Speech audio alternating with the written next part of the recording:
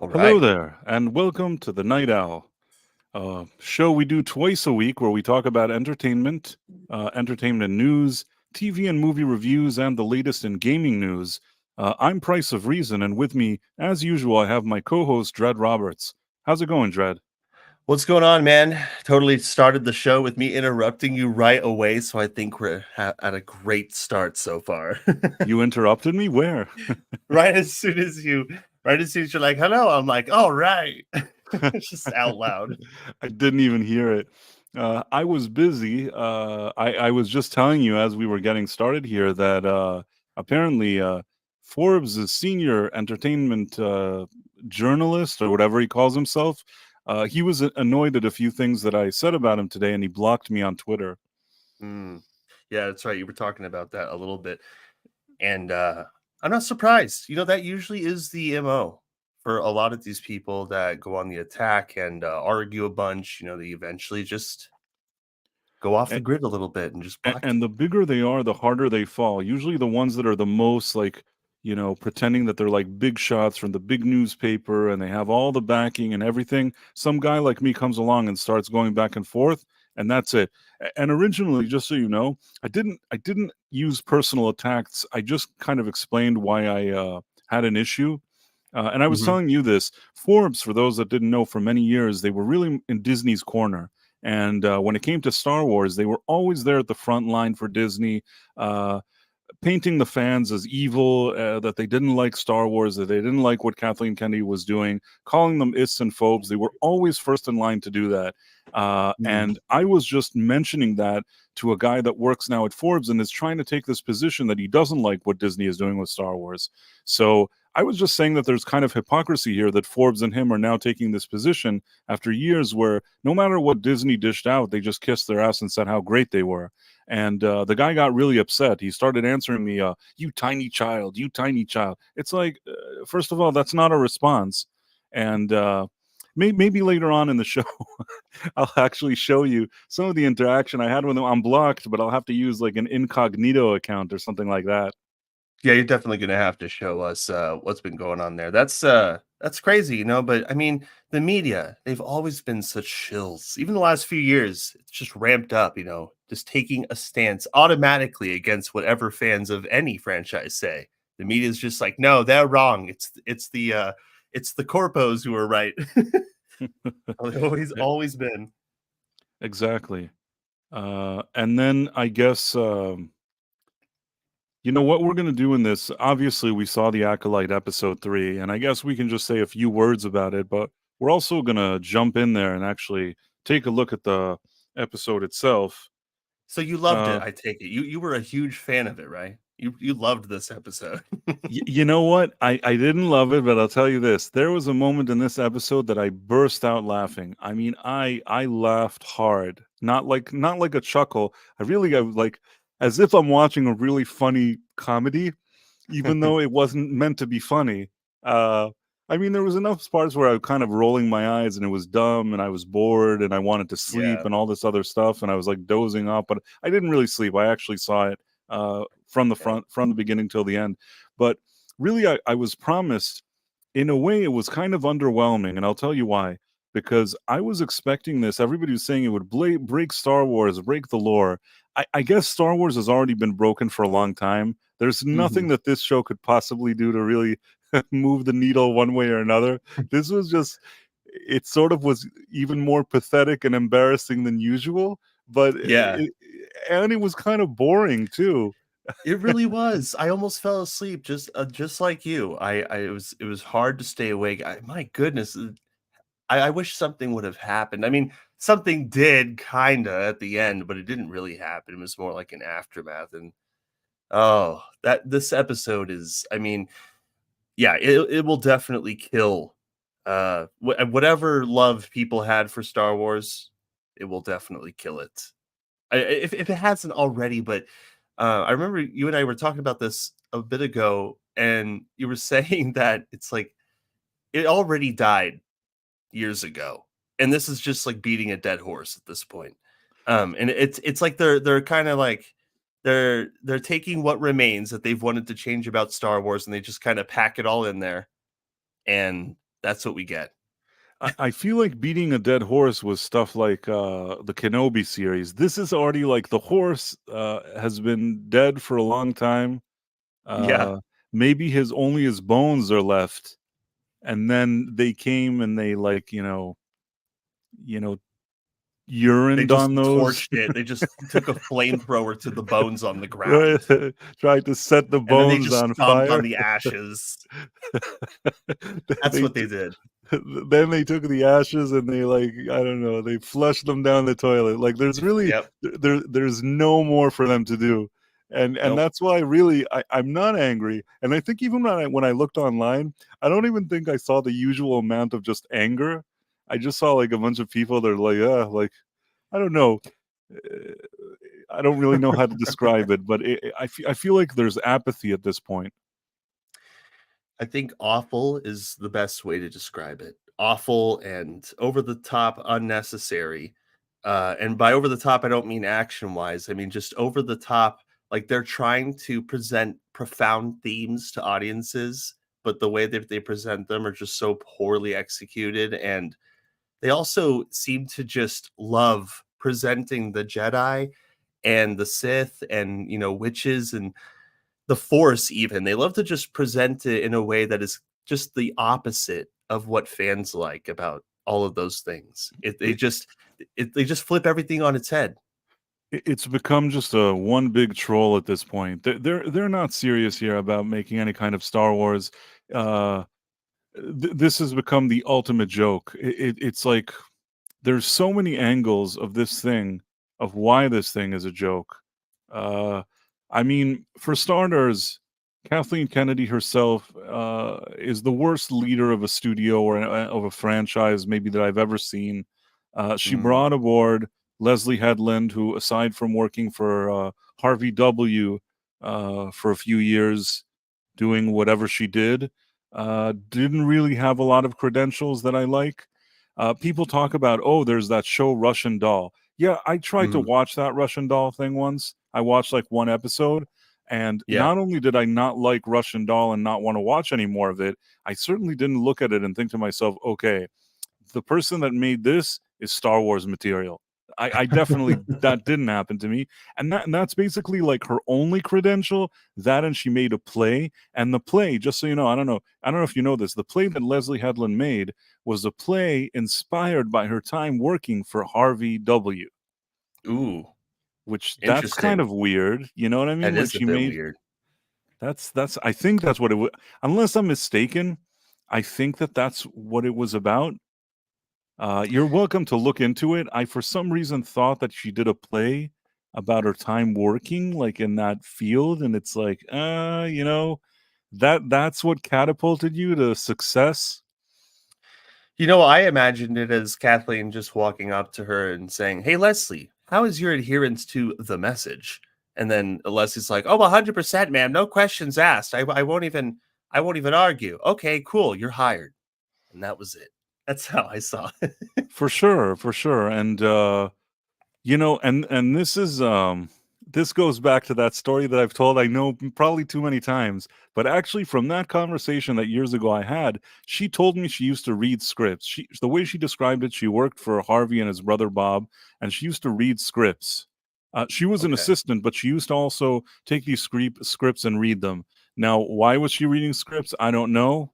Uh, also the fact that she read scripts for them, it doesn't mean anything. Maybe they just needed a summary of what they were about. Maybe they just she gave them notes and they look at it and see if like the subject matter is of interest to them. Uh, I don't know how that turned her into a producer, writer, and director of Star Wars. Still don't Mm. see that connection. Yeah, I don't either. Well, I also don't see a connection between the Acolyte and Star Wars. No, I don't see a connection either. It's made for people who don't know anything about Star Wars, who don't even like Star Wars much, for that Yeah. matter. And This episode should just be called The Force Redefined. That's what the whole show should be called. It's just The Force Redefined. Oh, also, Price, we have a lot of people in chat on YouTube side, Rita Eddie James, Whalum, and Daisy Blossom. Oh, an Angry Canadian. What's up, And AC? Joshua Calkins. Yeah, a And lot of good Joshua. people. It's good And to see you all. yeah, I mean, usually throughout our streams, slowly people also kind of arrives all of a sudden from different places. So I have a Yeah, feeling we're going to be seeing more from that side. On Rumble, I think we have also a lot of people watching right now, and that's yep, always great because we're always happy with what's going on Rumble. yep. We love Rumble. And Kivo, big hello, and 1T72. Good evening to you as well, sir. It's really nice to see you guys here. I love seeing you guys show up almost every single stream, really. Yeah, and It's amazing. thank you. Also, I want to tell a few people reached out to me in recent weeks, especially even over the past few weeks, and past week especially, reached out and told me that they're really enjoying what we're doing here on the Night Owl, and I Nice. was very humbled by it. I feel like we're doing something fun and interesting, and especially for a late night hour. And some people stay up and they want, they want to kind of chill out. And Yep. hopefully we provide that for people. I don't know, but I'm hoping that we do. I feel like I just feel like we do. I could feel it in the chat. Also, we got Marks 47, Jamma Lama, and Joey. Joey also just showed up. Some people can't sleep. See, I'm one of those people. I don't sleep. I promise. I promise. Sleep is foreign as a concept to me. And yeah, I mean, I have this thing kind of geared up, this acolyte thing, and we're Yay. gonna start with it in a second. I'm just So thrilled. Can't wait. Just the best show ever. the best Star Wars ever made. Oh, by the way, I So, learned those two twins, those little girls that play the twins in that show, they're actually twins. And they but they're not just identical. I feel like yeah. in the present, what happened is that they're taking the same actress that plays both twins, but in the younger versions, it's two different girls that are twins that don't look 100% identical. So, do you get what I'm saying? They're not Yeah, but identical they end twins. up identical later, which is really funny. Right. They grow into looking the same exact thing But later as on in kids, life. it's like a day and night difference almost. It's just the hairstyle that connects them, really. Eraserhead. Maybe they're using the force or the thread to make their faces look similar Oh, later yeah, in the life. thread. Yeah, The the thread. thread. All right, are you ready? Are you ready to dig into this acolyte thing? Yeah, yeah, this is yeah, let's do it. So previously they show us this thing. I don't know why, but always when I see like Disney Star Wars and the spaceships, it kind of looks crappy. I don't know why this thing like I like how it used to look. This is always like the Disney version that there's a lot of kind of blue. There's Yeah, like they started doing that in The Force Awakens when the Millennium Falcon was traveling through hyperspace. It yeah, had that same type of weird thing. It's like J.J. Abrams almost copied his, Star Trek 2009 warp right, speed which thing. was also kind of, not that great. I mean, out of all of his stuff, it was sort of passable if it would have been a one-off, but knowing what he did and what he did with it later and all the other stuff that happened, much like with The Force Awakens, when you think about it later, those things are sort of the root of all of these problems. So I can't Yeah, really show support for them. true.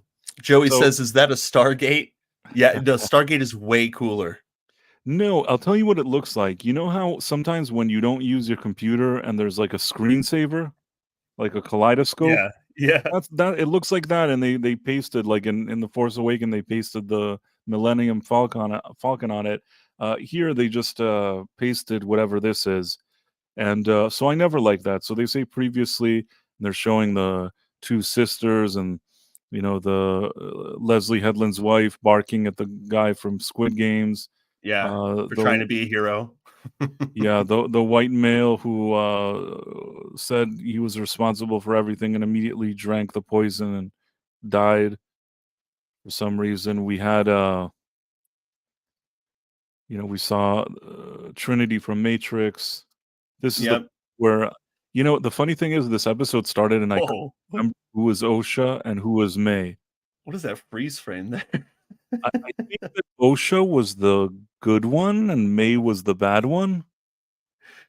Yeah, OSHA's the good one, which is not saying much because this whole episode makes you feel so bad for even liking the Jedi ever.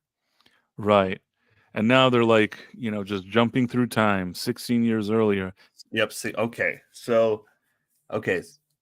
I didn't read that part at the beginning when I watched it, but that's how long it's been, I guess. Yes, that's how So long it's been. Brendock. And I'll tell you something. In the past, I wasn't. In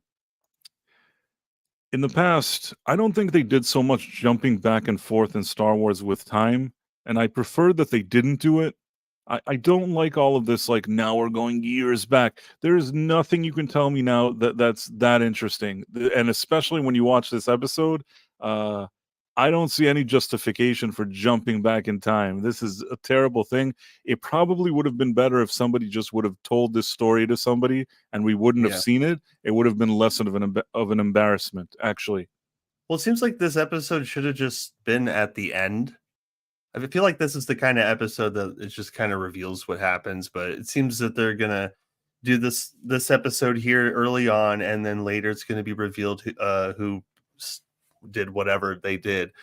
Uh, and I think it's kind of silly. I also am not a fan of the jumping back and forth in time, especially since like the last episode ended on a really lame and unexpected note. And then like this next episode starts immediately with the time jump, so you don't even get closure for what you saw last time. Wasn't the last thing that happened last time is that they had like a Wookiee who's a Jedi?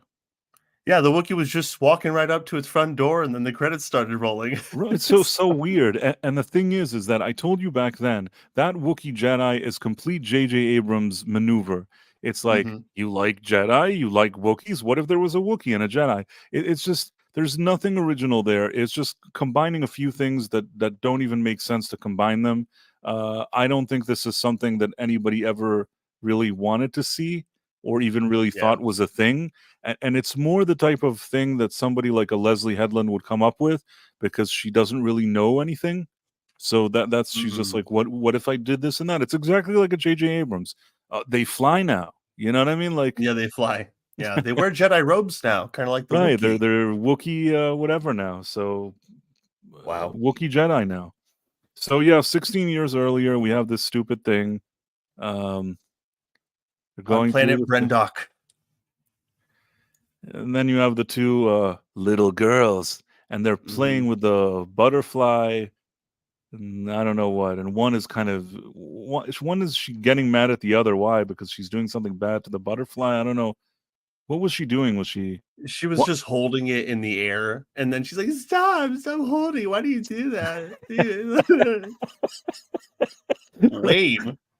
That's exactly what happened. It didn't make any. I don't know what they were yelling at each other about. She's like, "Stop it with the butterfly," and I'm like thinking Why to do you myself, always use the Force? Oh, I mean, the thread. and then and this was not a good beginning. The second I saw this, I already started with my eyes rolling. Now, I don't want to be mean. I don't want to be mean because I have nothing personal against these two young actresses, but it's never easy to maintain kind of the interest of the viewer when there's so much built on little kids, especially in a setting like this. Yeah. This is a lot of story and details and plot to put on two little girls to deliver. It's nothing personal against them. It's most children in the world would also not deliver. It's just Mm, really hard. Once maybe in kind of a blue moon, you find a kid that maybe really is like somehow manages to do it. You know what I mean? But for every Macaulay Culkin and Joel Haley Osmond, was that a thing? Was that a Haley kid? Joel Osment? Haley Joel Osment, yes. What did I call him? I don't know what that was, to be honest with you. Well, I was close. I was close enough. Everybody knew what I meant. Everybody knew what I meant. So, Also, we're you getting rated, by the way, on the YouTube side. oh, great. I think that they came from Toxic Tuesdays with 32 flavors of Nick Weiser. Nick Weiser is a Heck good yeah. friend of mine. And this Saturday, we're going to be celebrating. He has 2,000 subs on his channel. He does a What? really, really great live stream about movies. And always grateful when he sends some people from his stream to here. And anybody that's shown up from there, welcome. And thank you guys for being here. Yeah. So we have that, and on the Rumble side, we have a lot of people watching, which again, always really grateful for everything that's going on Rumble. So it's a great platform with a lot of great people there too, and Yeah. really like what they're doing now in this industry. So moving forward, we're here in this early scene, and the two girls are getting upset at each other. Man, is this a difficult scene to watch? It was So just go one on. thing I Sorry. don't like is that the dialogue for the girls is just really basic stuff. And it's almost like they wear their plot dialogue on their sleeve and just, like, say what they're thinking, but it's, like, the most basic, presentation of their feelings ever, so it's like, "I don't want to do this. I wanna do that. You can't, because we do this. No. Well, I wanna do this." And then it's like that all episode with these ladies. For Oh, sure. I mean, I 100% I 100% agree. The thing is that these girls, like I said, they're not the best actresses. Not that I think that other kids would do much better. Most kids aren't the best. You know what I mean? It's not no personal hate against them. If there was, let's say, a scene with a lot of adults and you have a kid that has a few lines to deliver, usually it's fine. right. Once you have something that so heavily relies on these two girls for long stretches, it starts becoming a little trickier. And like you said, it's not exactly like the writing and directing here is really helping them out.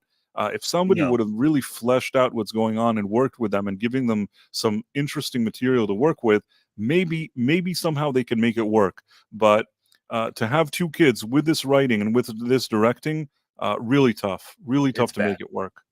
Yeah. And I guess let's move on and look at this theme that seems to last forever. This is what they're like touching each other and whatever. And then okay, Yes. this is already like you already like the eye rolling here. I just found myself like my eyes were rolling all the time, like that Robert Downey Jr. meme. Um, so they're like Mama Corlin or whatever. What was she called? Mother Corlin? Corliss? I don't even know. Yeah, I thought it was like Corin or something, Corlin, but yeah, Corliss. it's like Does it even Corlin. matter? I'm gonna go with Yeah, Corliss, Mother Corliss. yeah, Mother Corliss. And she's a and Zabrak. and she's like, you should never go outside the reservation. You have to Oh yeah, always that was stay. funny too. She's like, "You can't go outside the reservation. There are rules." And she's like, "Well, I'm old enough to go outside the reservation."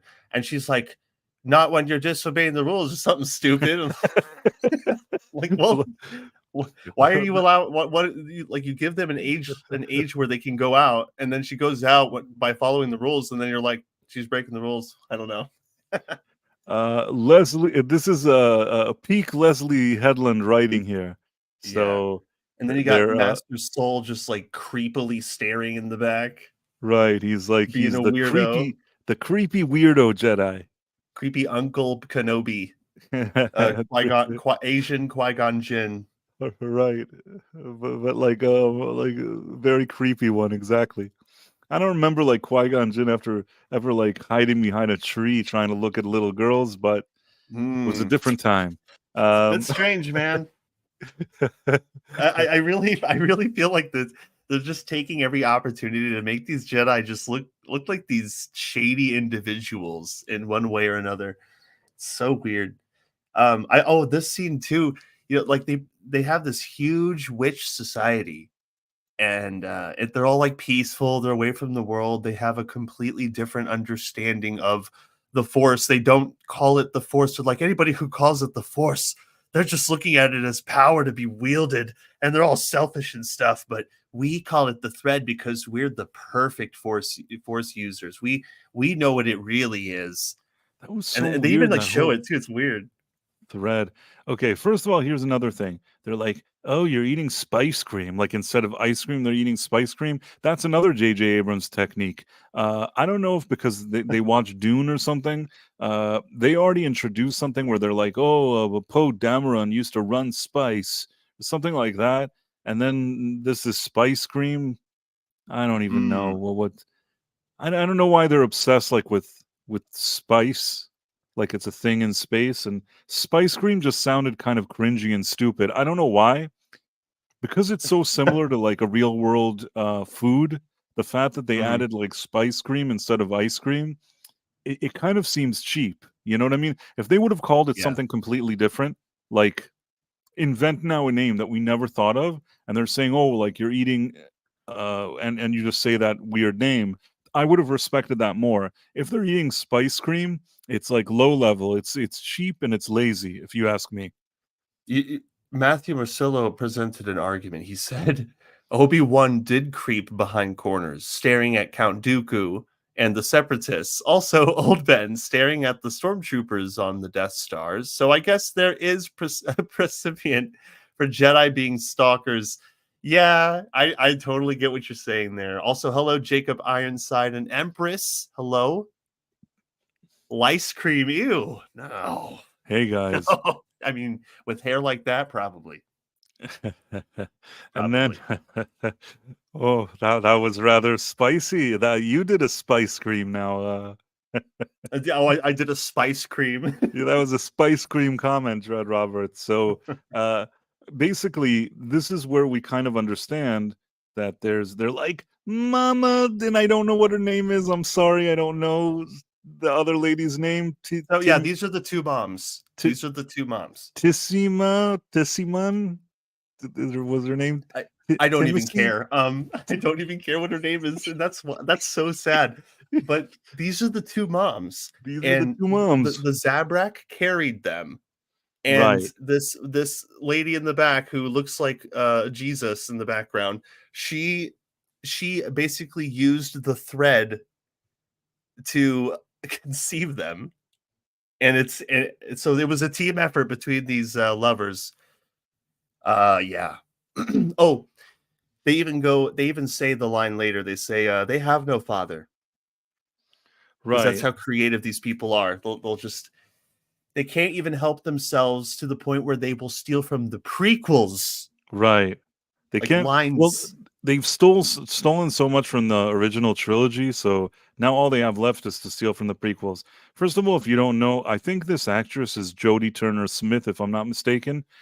She was Okay. the one that played. You know how the BBC or one of those, maybe it was ITV, IG, whatever it is, one of those British broadcasting network types.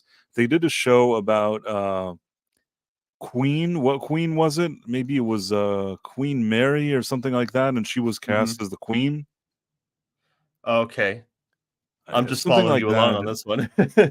So basically, it was like a historical period piece where they casted her as the role of the queen, and then the ratings for it, the viewing ratings, viewership ratings were very low, and she was like, "What? People can't accept that. Like I'm the queen." It's like people maybe want to see a historical period piece that looks a little more realistic. I mean, I And mean, let's let's be be fair. real, it's stupid that you even try to cast a black woman as a historically white queen.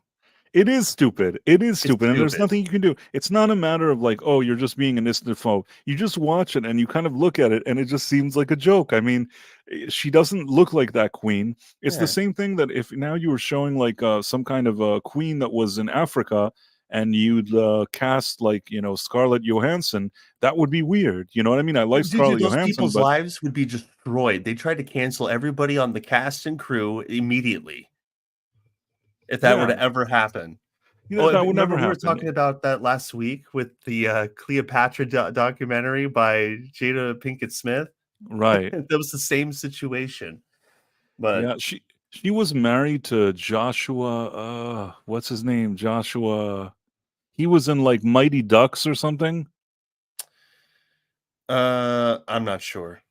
Well, I mean, it doesn't. I don't know who's Joshua. Like, who does he play He plays like the in Mighty main Ducks? kid in like the Mighty Ducks 1, maybe 2.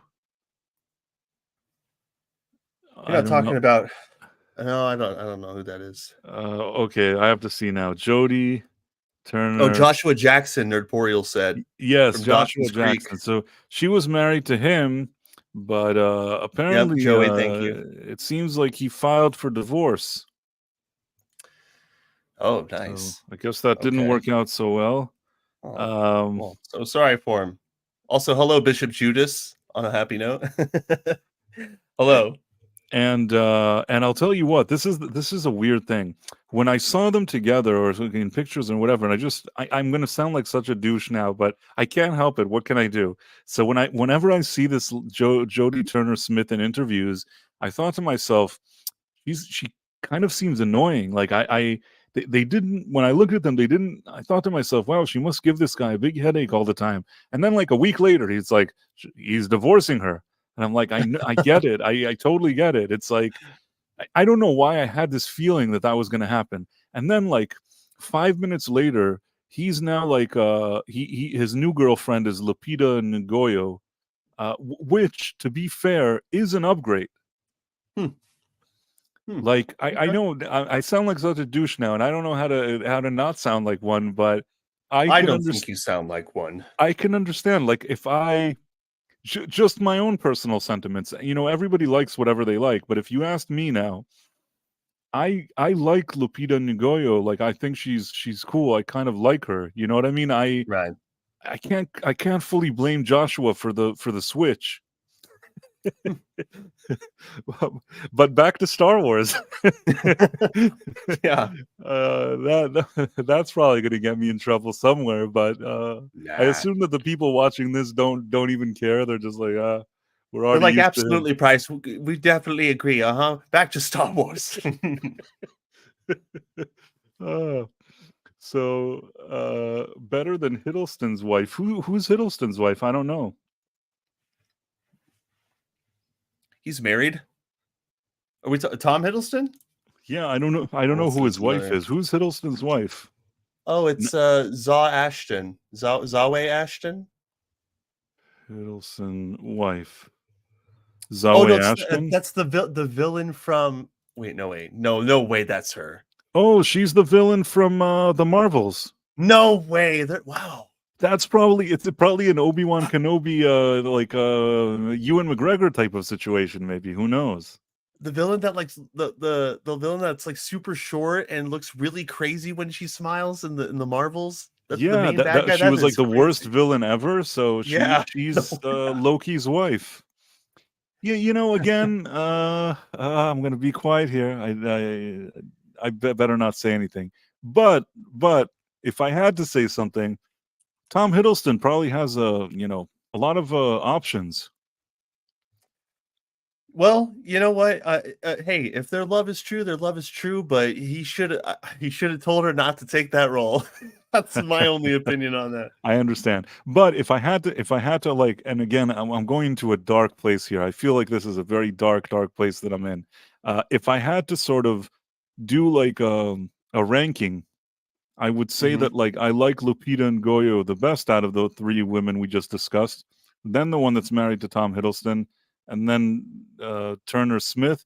Just because when I saw those interviews that she was calling people is and foes if they didn't like her as the queen, she kind of she lost points. You know what I mean? It's hard to get that credit back. True, and I do appreciate that you drag us down into this dark, twisted world that you know and love.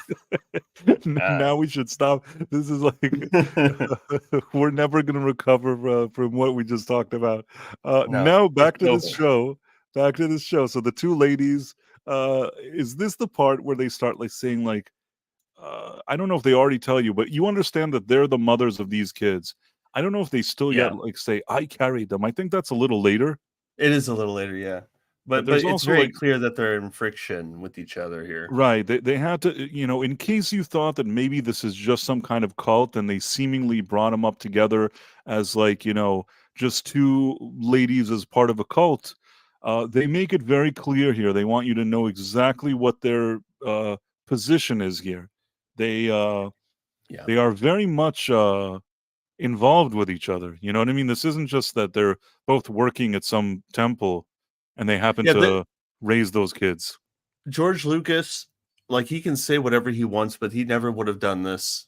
I mean, this right here, this is everything that Kathleen Kennedy has been aiming towards.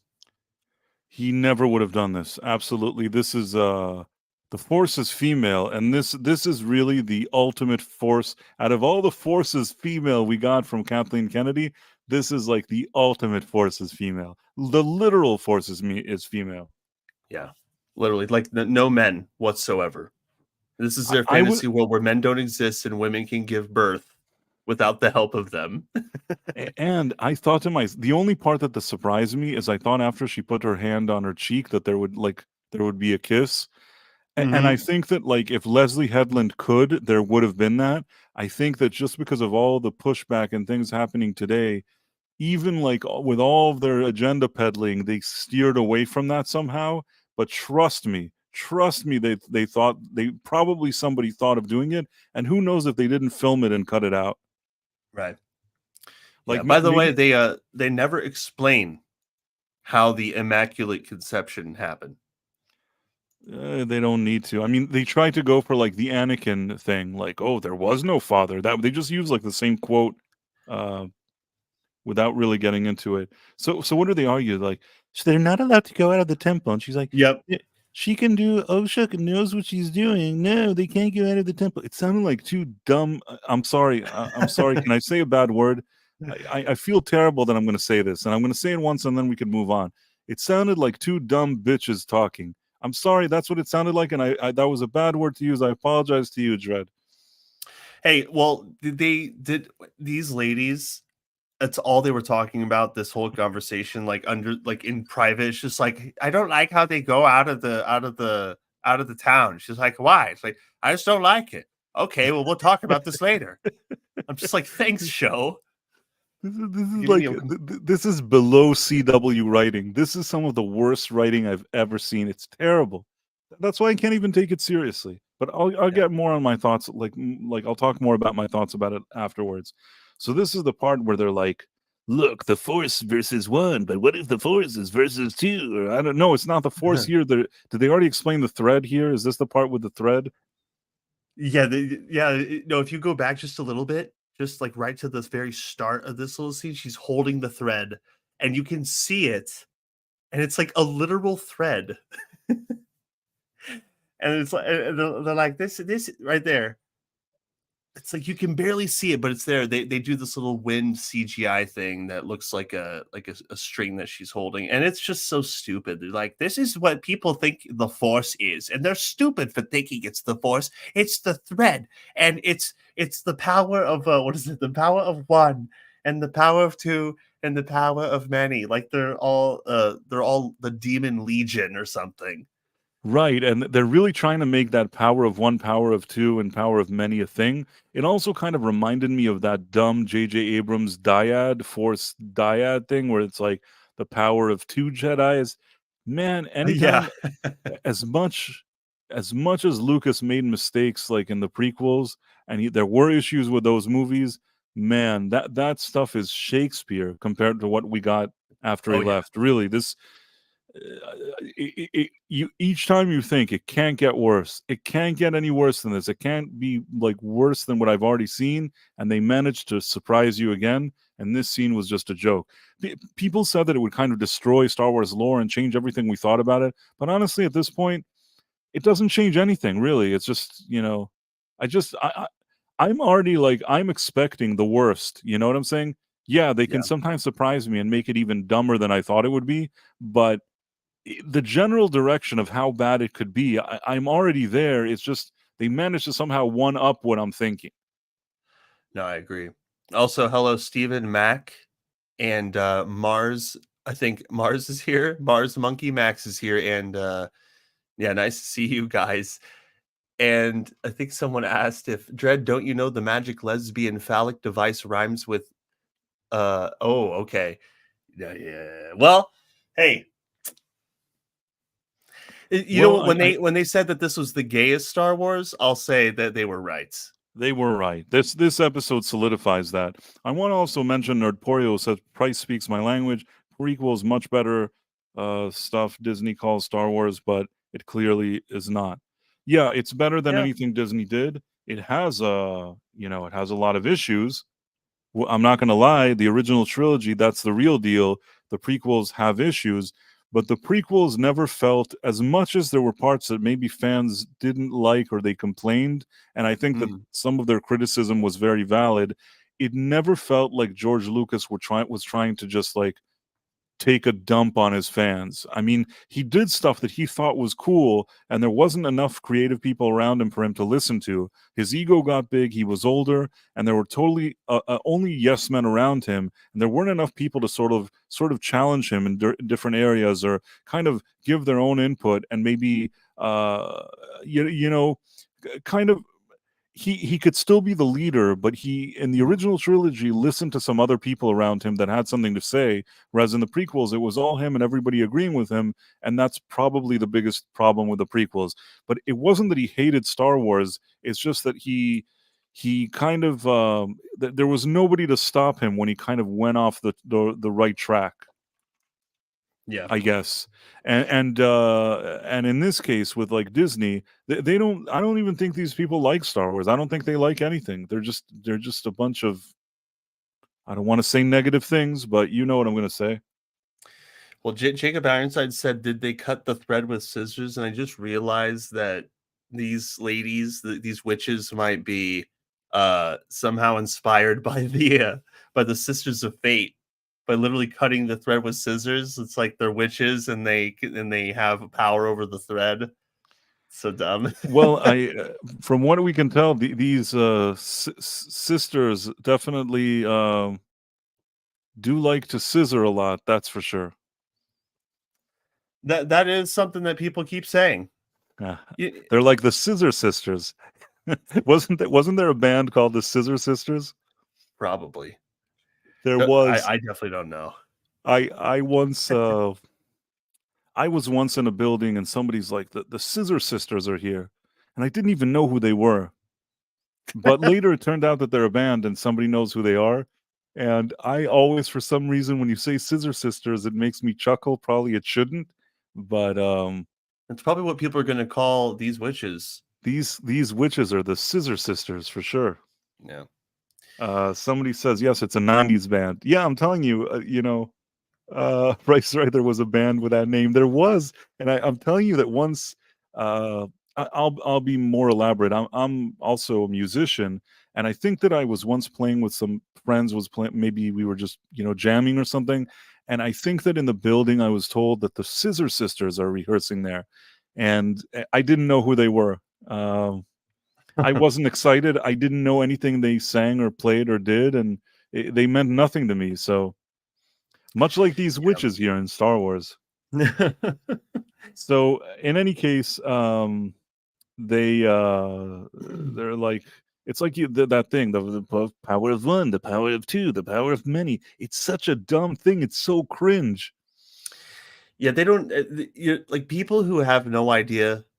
I actually tried to look at this thing as someone who doesn't know what the Force is, and I feel like they just poorly explained it. Even if they're trying to talk to people who don't understand Star Wars, it's just like the way they explain. It's like, well, you're a part of us, and the thread is something that you wield, but it's also not power or the Force, but it is something that you use. And then I'm just like, ah, ah, I love your imitations of them. It's like you make them sound, I mean, like actually, brats because they are.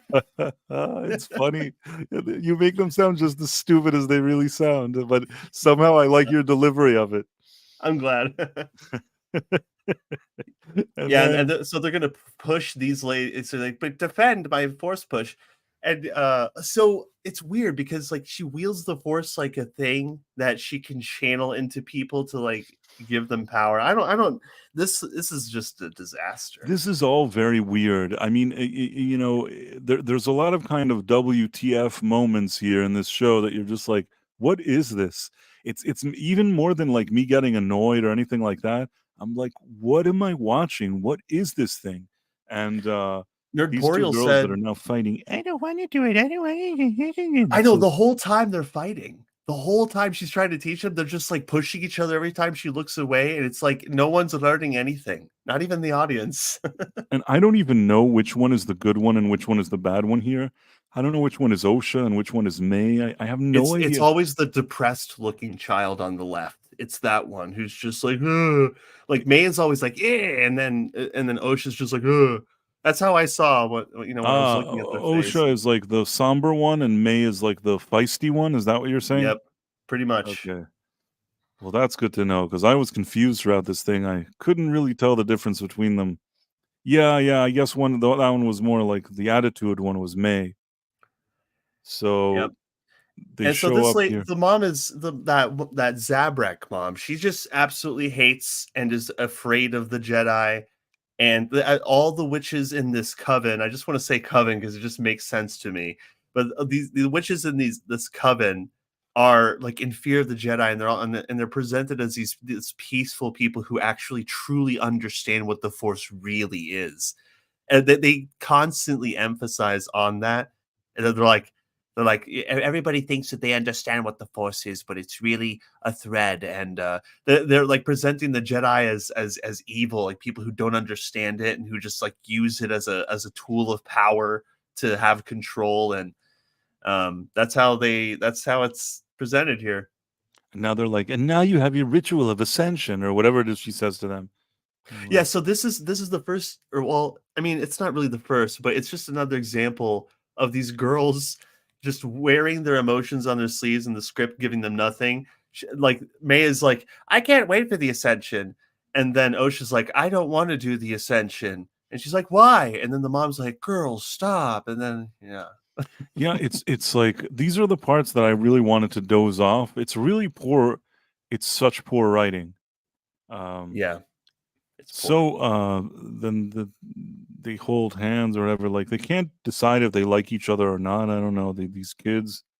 Yeah. Um, and now they're like, "How many spice creams have you eaten today? Did you eat a lot of spice cream?" And I'm like, "Shut up with the spice cream. Stop trying to make that a thing. It was lazy the first time. Just stop saying it." It's like I don't Well, know you why. got It just McDonald's is going to push that as a meal item, so they have to do it. Oh yeah, and so this is them literally just casting demonic spells on screen. So there you This go. is this the part that they're like the power of one, the power of two, the power of many. Is this it? Yeah, they sing it. Yeah, this is it. Man, I was laughing my ass off. Laughing. I was just It sounded I like what's that song? Was it what was that song? Was it the Pink Floyd or Nirvana? That it was like, I think it was the song that they used in the Dune movie trailer. It's all I thought about when I was listening to this. Just like the power of one, the power of two. Like stop, please. And they just keep singing it and like raising towards the sky like they're doing a dance number. But it's really like a witch ritual. They're it, performing a ritual. it felt like I think I don't know if anybody knows what this is, but I think when I was young once somebody took me to something called Jacob's Ladder. Uh Oh my J- goodness. Jacob's Ladder was something that there were these people like doing this kind of performing arts type of dancing and babbling. This is what it reminded me of, but that not in a good way. Yeah. I So don't know what I I was don't know doing what at the Jacob's Ladder. I don't know how I got to that place. I don't know what the I guess I just didn't care while I was watching it what the ascension is, but it involves that like the she's like it's like almost like a wedding vow. It's like, do you swear to be a witch with us? And then they're like, okay. And then she uses the force. She like just pulls the force out of the sky and then like puts it in the girl's forehead as some kind of weird swirl thing. Like it's a Naruto nine-tailed fox seal or something.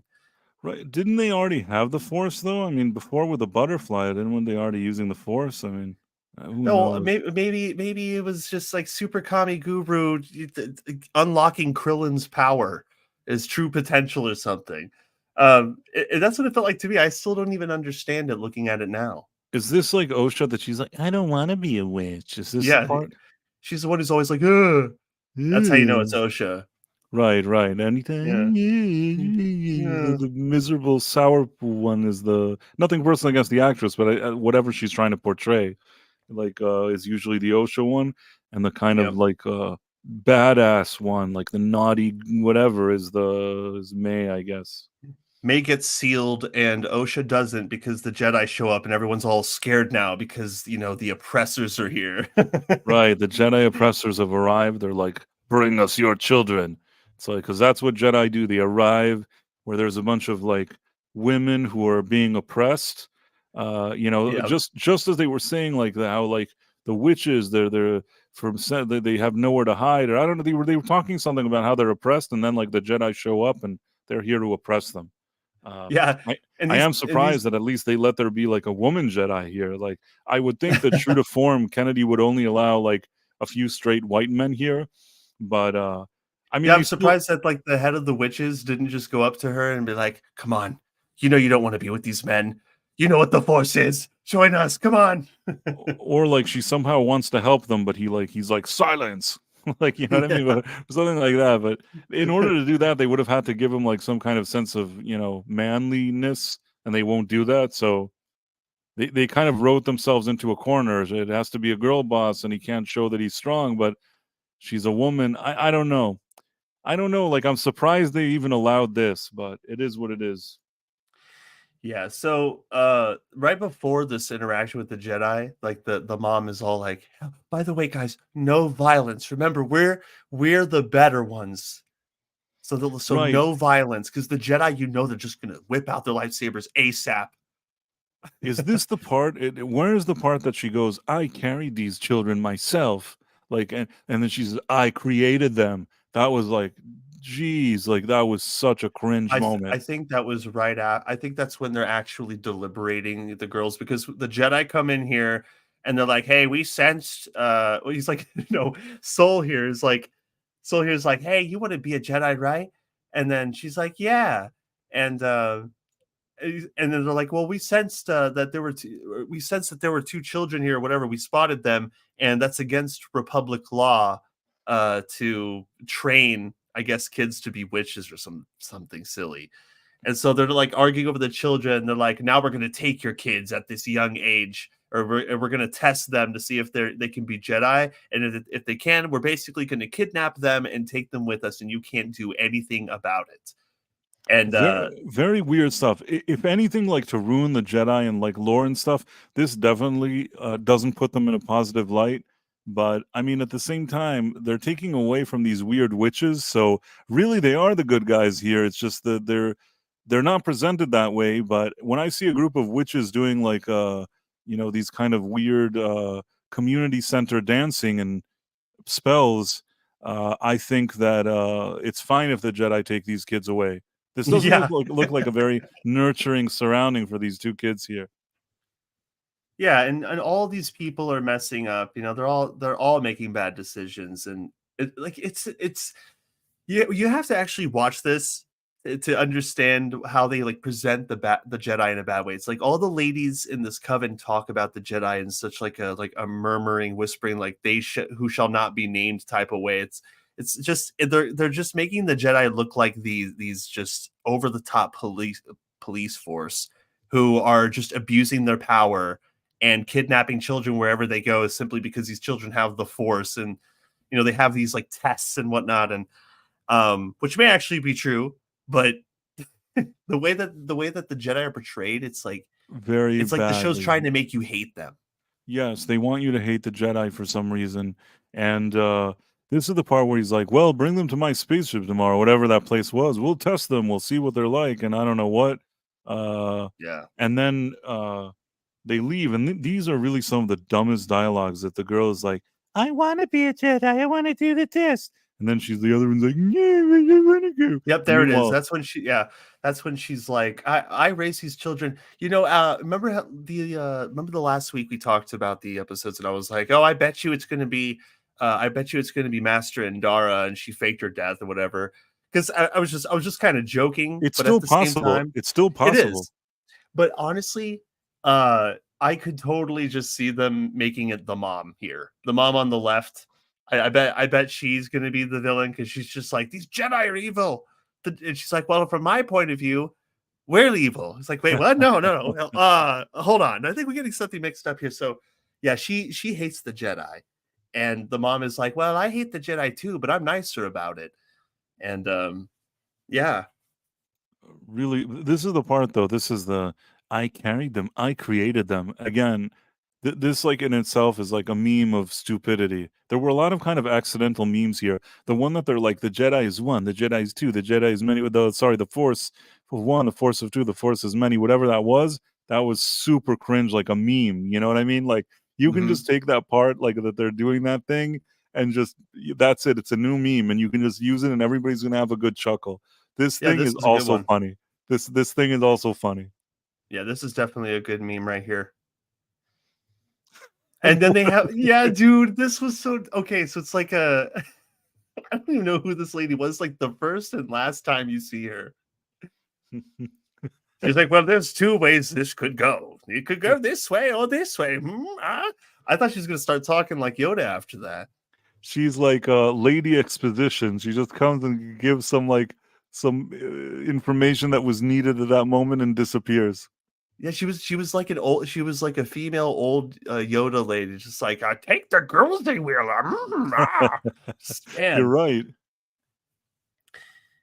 So the girls are gonna take a test. So here's where it's like these witches just really suck. They raised their girls all wrong because they're like, you're gonna take this Jedi test, and we don't want to lose you two forever because what's gonna happen is the Jedi are gonna take them, and then they'll never see them again. And so they're like, well, girls, we love you very much, and we want to teach you the right ways of life. So we want you to lie to the Jedi. And they're like, what? Like, yeah, you have to lie. Don't tell the truth. You when they ask you questions, just give them a complete fib. And then May is like, okay. But Osha is just like, oh no, I want to tell, like right here, she of course has that on the sleeve dialogue. Is like, I don't want to lie. I want to tell the truth. And May's just like, shut up. And yeah. And just a reminder here: if you watch the Night Owl regularly and come maybe from other streams, don't forget whatever platform you're on, you should definitely subscribe or follow. Uh, we have a good amount of Yes. people watching here on a few different platforms, including Rumble, who we're really getting a nice crowd here, and very grateful for that. Uh, Yes, it's always very important to also mention the great reception that we've been getting on Rumble. Um, absolutely. so again, if you like what you're seeing, there's some subscribe button. Would really help us. Anything helps us with the algorithm and things like that. But back to this wonderful show. This part is so stupid. She's like, "You have to lie to them about the test," and like Yeah. she's just like, Yeah. "Oh, It's like, but I want to be a Jedi though. I See, want it's to just be a like Jedi." they're all like about on the verge of tears at the prospect of one of these girls realizing their true potential. And this is this dumb Wookiee Jedi thing. With a man So bun? What the heck? man, man, What? this is like such a. I don't want to say What that is that hairstyle? is the word fruity considered not PC these days. If I said that this Wookiee is fruity bad. I can't believe that is. Oh, I see. So is that supposed to be like the Wookiee Jedi ponytail?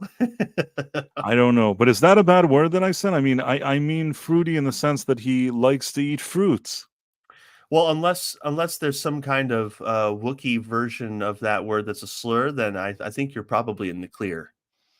I think I I'm in don't the know. clear. And again, I'm emphasizing that the reason I said the word is because I assume based on this man bun that he likes to eat a lot of fruits. Uh, and I'm just guessing Ah, here. I'm speculating. ah. Well, I know that this Wookiee is certainly generic since they just keep using the same Wookiee voice, like the sound bites that they've used in every other Star Wars movie. It's just like the same exact Chewbacca, uh, uh, Wookiee sounds. She walks over and she's like, "Hi," and then the Wookiee turns around and starts talking to her like she's gonna understand anything he just said. Based on how, like, Wookiees generally, their demeanor and behavior, they don't seem like the prime candidate for Jedis to me. I'm not saying that I guess anything is possible, but this really seems far-fetched and really forced, this idea. Forced out of Mm. laziness and lack of creativity. I never thought to myself that the Wookiees should be like Jedis. I just think that's weird. Yeah, I know. Yeah, I agree. And then Well, the way that the Wookiees dress too, it's like the head and beard just pop way out because like the rest of the body is just like encased inside the Jedi robe, so it looks a little bit disproportionate. Um, oh, and by the way, Master Torben, who in the flashback here is like Jedi Knight Torben or whatever, he says like one thing and then doesn't talk again, and then you just see him in the background like that, just like in the back for like the rest of the show, or at least the rest of this episode. Just like dude's just doing nothing in the back. Oh man. and yeah, you're right. This, if since I like to be an honest reviewer and I try to always find something good, although there's a 40-minute episode here that I didn't like anything about and I thought it was one of the worst things I ever seen. I will say this: the fact that they showed the kids the images and wanted them to say, and the kid was lying, and he kind of was trying to get that out of her. I kind of Mhm. thought that that was not the worst idea, and I like the guy from Squid Game, so I thought that he added a little bit of like gravitas, like a little bit of like better acting here to this thing. But it doesn't save the episode in any way. I'm just saying that for that Right. one isolated like 2 seconds, I didn't hate the idea of trying to find out the kid's capability that way. But True. it doesn't Well, save the episode, but just out of honesty, like out of like 5,000 ideas of this in this episode, that 4,999 of them are the worst I've ever seen. This one wasn't great, but at least like it wasn't the worst I've seen. So fair, make of that what you will. but as a counterpoint, I would say that Master Soul is just a little bit too excited about ripping these girls from their parents, because he's Are like you catching saying them in that the lie. Master Soul is a bit excited? He also was hiding behind a tree and looking at little Oh yeah, I girls. know. You know, the implications of that subject are definitely there, but I like just the fact that people are like, "Well, yeah, he's like the Qui-Gon Jinn of this TV show." It's like, dude, this dude's like ripping these kids away from their parents. He's like catching their lies, like First, catching them he trying to was stay. And stalking little girls. Let's start at the beginning. He was stalking little girls. Then he was hiding and looking at them in a kind of creepy way from behind a tree. And then, like, he yeah, came back and he wants to bring them because he wants to take them away from their families.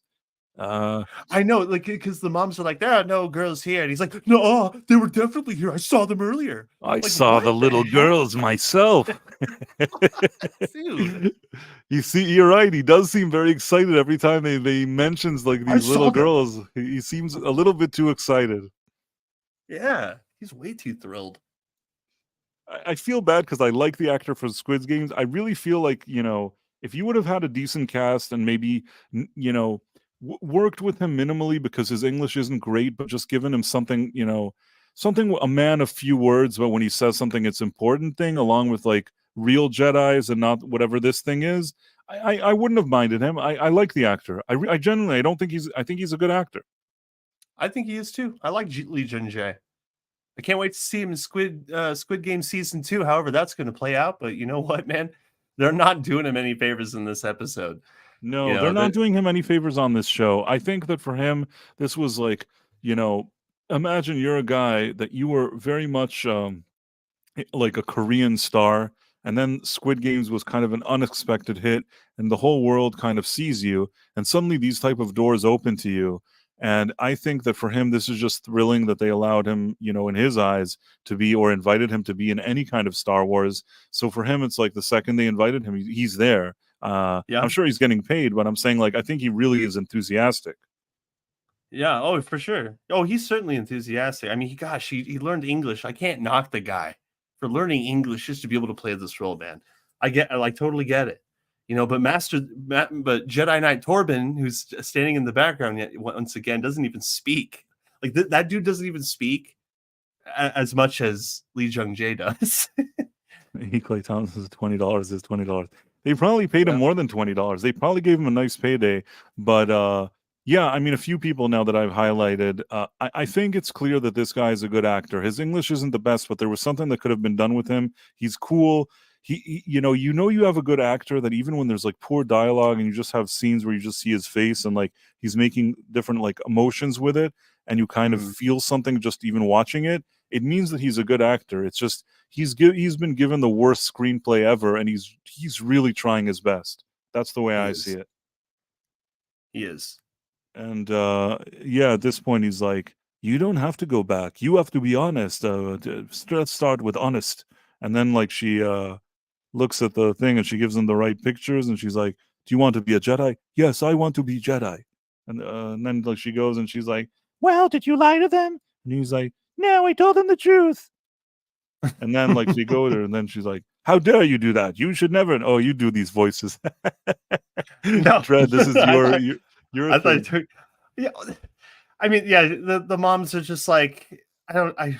They're like, why did you lie? And she's like, I just really want to be a Jedi. And they're like, well, you have to understand that being a Jedi really sucks, and being a witch is the only thing that matters. And she's like, that's great and all, but I still want to be a Jedi no matter what. And then the sister just starts like tearing her clothes up and getting all mad, and then she leaves. And yeah, And there's also this other thing here where they how does this kid even know what the Jedi are? She was raised with these witches. How would she know what it means to be a Jedi, and how would she have such strong feelings that she would want to leave? Now, one of the excuses she keeps saying, like, "I've always been with my twin sister and I don't want to be with her anymore." But it's like, that's the reason why you want to be a Jedi, because you don't want to be with your twin sister. It's very weird. Not to yeah, mention, yeah. just so you know, that usually twins, a lot of times, like these type of twins that grow up together in this way, they actually have a very strong bond. So I'm not saying that sisters can't say stuff or fight or say mean things to each other, but this fact that she's like dreaming of joining the Jedi just so she doesn't have to be with her twin sister, it sort of doesn't work for me as a narrative for some reason. I don't really get it. Yeah, Especially I she doesn't agree. know anything. She doesn't know anything about the Jedi. Yeah, I agree. Yeah, she really doesn't, and it's kind of hard to believe that the parents or all the witches, like they're all a part of everybody's lives and everything. That they wouldn't teach these girls or brainwash them from a young age that the Jedi are evil. Right. Because I mean, clearly everybody else in the village thinks that the Jedi are evil. Even May thinks the Jedi are evil, but Osha's just like, I know that you all have been saying that they're evil for the last 11, 12 years of my life, but I just don't care. It's, Yeah, I whatever. mean, it's very weird for sure. Yeah. And then Um, oh, this is, by the way, this is the part where they say, where the mom is like, "Look, you are not, you're not given a destiny by some anonymous force." She just straight up says that the force is not what people have been thinking for the last 50 or so years or whatever. She's like, right. "It's not a force. It's a thread that connects us all. It's a one, two, or the power of one, two, and many, or whatever." So she just says straight up, "It's not the force." Is this the part where she says, "If I become a Jedi, will I ever see you again?" And the mother says, "No, you won't." Is that this? That feels like the same thing with Anakin and his mother in the prequels. Yeah, it is. It's the same thing. When I saw that they were when I heard that they were immaculate, whatever, they were just born without a dad, I knew it. They were just trying Right. to I don't they're know if we trying to dwelled on retcon. it when the Jedi arrived and they say, like, "How are these girls born? Who's their father?" And like, "There was no father," which is like Yep. a callback to that prequels line. Again, not George Lucas's greatest work, that there was no father. Never really loved that, to be honest, but I let it slide within the context of the prequels because it was somehow barely acceptable.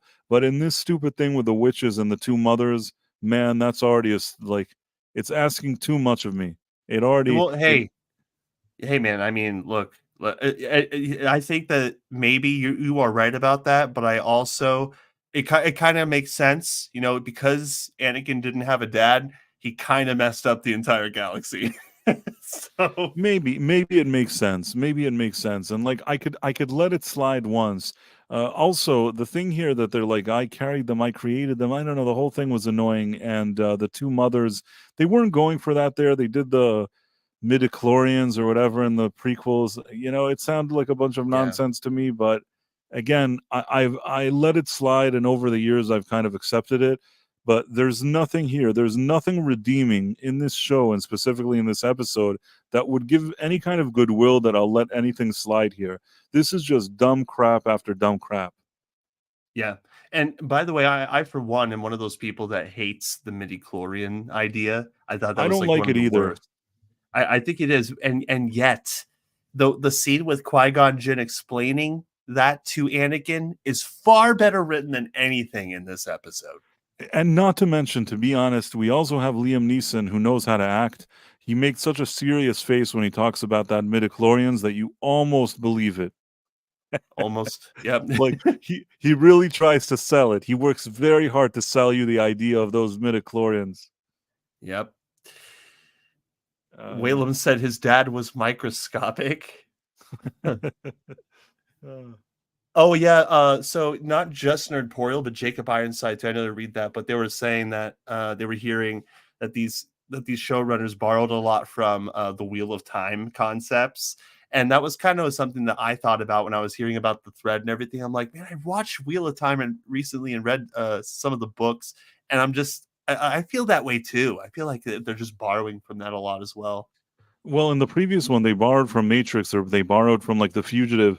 This is what these guys do. They just sit around and like borrow from stuff. They don't bring Yeah, anything interesting to the table. Now, I know some people say, well, George was like influenced by Kurosawa or whatever it is, but he influenced. It wasn't quite the exact same thing. Here, it's not so much influence as they just seem to copy scenes and ideas just one for one, yeah, either from Lucas or from other franchises, and really not bringing anything special to the table themselves.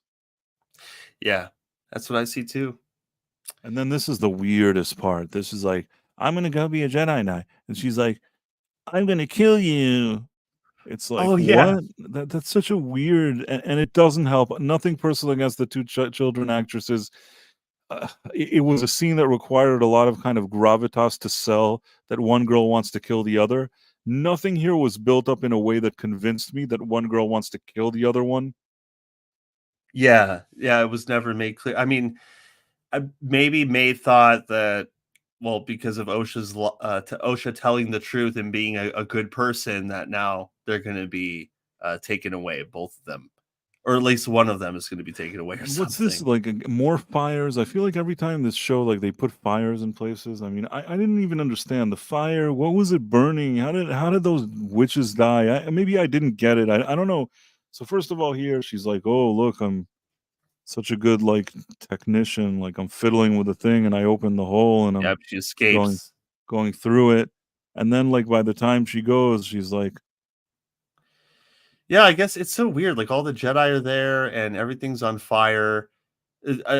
Osha obviously blames May because May locks her in that room so she can't escape because she just want to leave, and then all of a sudden it's on fire. So Osha thinks that May did it, and right, and then she sees her mom dead, and then like they show all the witches kind of laying here dead, and then she goes to like she wakes up in a kind of medical thing, whatever you want to call it, and yeah, at least they didn't roll out a Bacta tank or something, which they like to do in every they did that in a few other things here, but they didn't do it this time.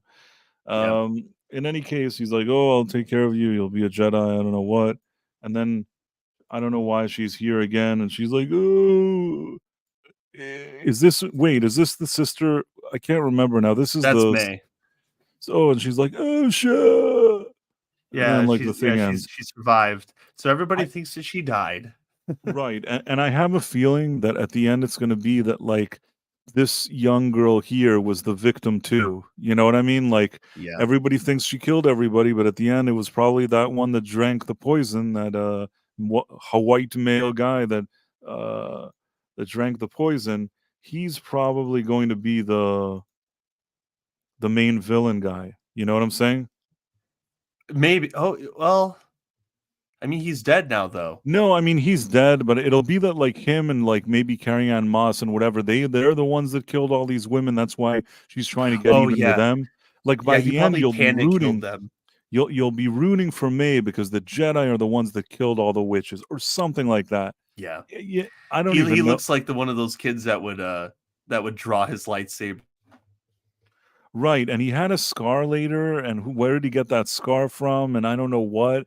I feel like there'll be like another dumb flashback later in the show that'll show that Torben guy, he basically, led to the events, or there's going to be something that exonerates that May girl and shows her in a much more positive light, whereas like some like douchey Torben slash other person that's a Jedi, they're responsible for all the bad stuff. They killed all the witches. That's my theory. I don't know. Man. We'll have to see how it plays out, but it certainly wouldn't surprise me if that would be the case. Well, you see the black mom, she's dead, and the Zabrak mom nowhere to be found. That's kind of why I'm like, oh, well, maybe they're making the Sith the mom who hated the Jedi, and because they I feel like I would be giving Leslye Headland too much credit here, but the Sith earlier on says like, oh, the Jedi don't draw their weapon unless you draw your weapon, and so you have to fight them without a weapon. And then they do this thing later in this episode where they're like, oh, no violence or whatever, and I'm like, oh, you know what, maybe it's the Zabrak mom, and it's a mother's vengeance thing, so it's going to be the mom killing the Jedi because they killed her baby or whatever, I don't know, or she thought that. It's like it's exhausting, but at the same time, it's just kind of funny how, I mean, it could be any one of those people, and yet I don't really care. Absolutely. But yeah, that whole episode was just, it was one big bore. Like nothing really happened. There was a lot of talking, and then there was some witchcraft, just like spell casting on screen. So you got to see some of that, and then Torben in the background doing nothing, like the Tommen actor, just being useless. So basically, I'm trying to see if I can show you this. Jacob said Bacta was invented around the time of the Clone Wars, so they didn't have it here. At least it was before Disney took over. Yep. Well, oh, I see the conversation there. Well, I wanted to let me see if I think can share. Dredd just called them welfare moms. Okay, so basically, the Acolyte episode 3 review. Can you see this that I'm sharing now? Yes, I can. So basically, the Acolyte episode 3 review, the worst Star Wars episode ever made, via Forbes. So Forbes used to have this guy called Scott Mendelson, also known as Scotty Boy, and he was one of the most vocal people kissing Disney's ass and towing that company line for Forbes, as they used to release those articles after The Last Jedi, after all those movies, painting the fans as ists and phobes and saying how terrible they were and how they didn't like women and they didn't like this and they didn't like that. And all the people at Forbes were like this. They used to push this narrative over and over again, and it was an obsession. And the previous guy, that Scotty Boy Mendelson guy, when I criticized him, he actually blocked me years ago. Again, it's always weird to me. You have a guy that's like the head of all of the entertainment for Forbes, and he sits and he, blocks you because you said something. You're supposed to be a film critic. You give criticism all the time and you say stuff. If somebody says something and you don't like it, the fact that you would immediately block him and run away shows just how you shouldn't even be in your position. You know what I mean? You're worth nothing. If the second you hear a person saying something on Twitter, just say something, and you run away like that and block them, I have no respect for you. Not that I had any respect for him prior, had no respect for the guy. So this other guy, this Eric Daibo Kane, you can see this now, right? Yes. So basically, he said the Acolyte, the episode 3 review, the worst Star Wars episode ever made, via Forbes. So I just said, in the past, I would say what you're saying. now, and Scott Mendelson and Forbes would label me an istanophobe. He even blocked me at some point. Now it's suddenly okay and trendy to criticize Disney Star Wars. Nothing personal, but this is some hypocritical bullshit right here. So he wrote, what is hypocritical about anything? Do you think every writer at every publication has the exact same opinion? What a desperate, silly thing to think.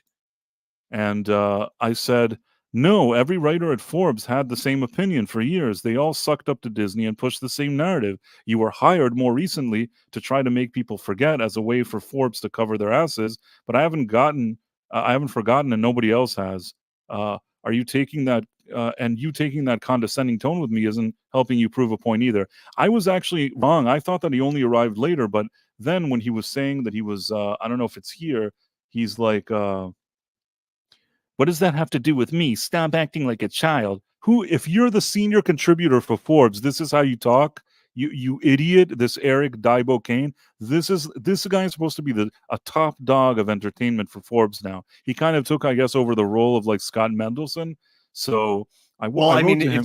if you've heard the rhetoric of recent or modern day journalists, professional isn't exactly the attitude that they have on No, social media, especially. You're right.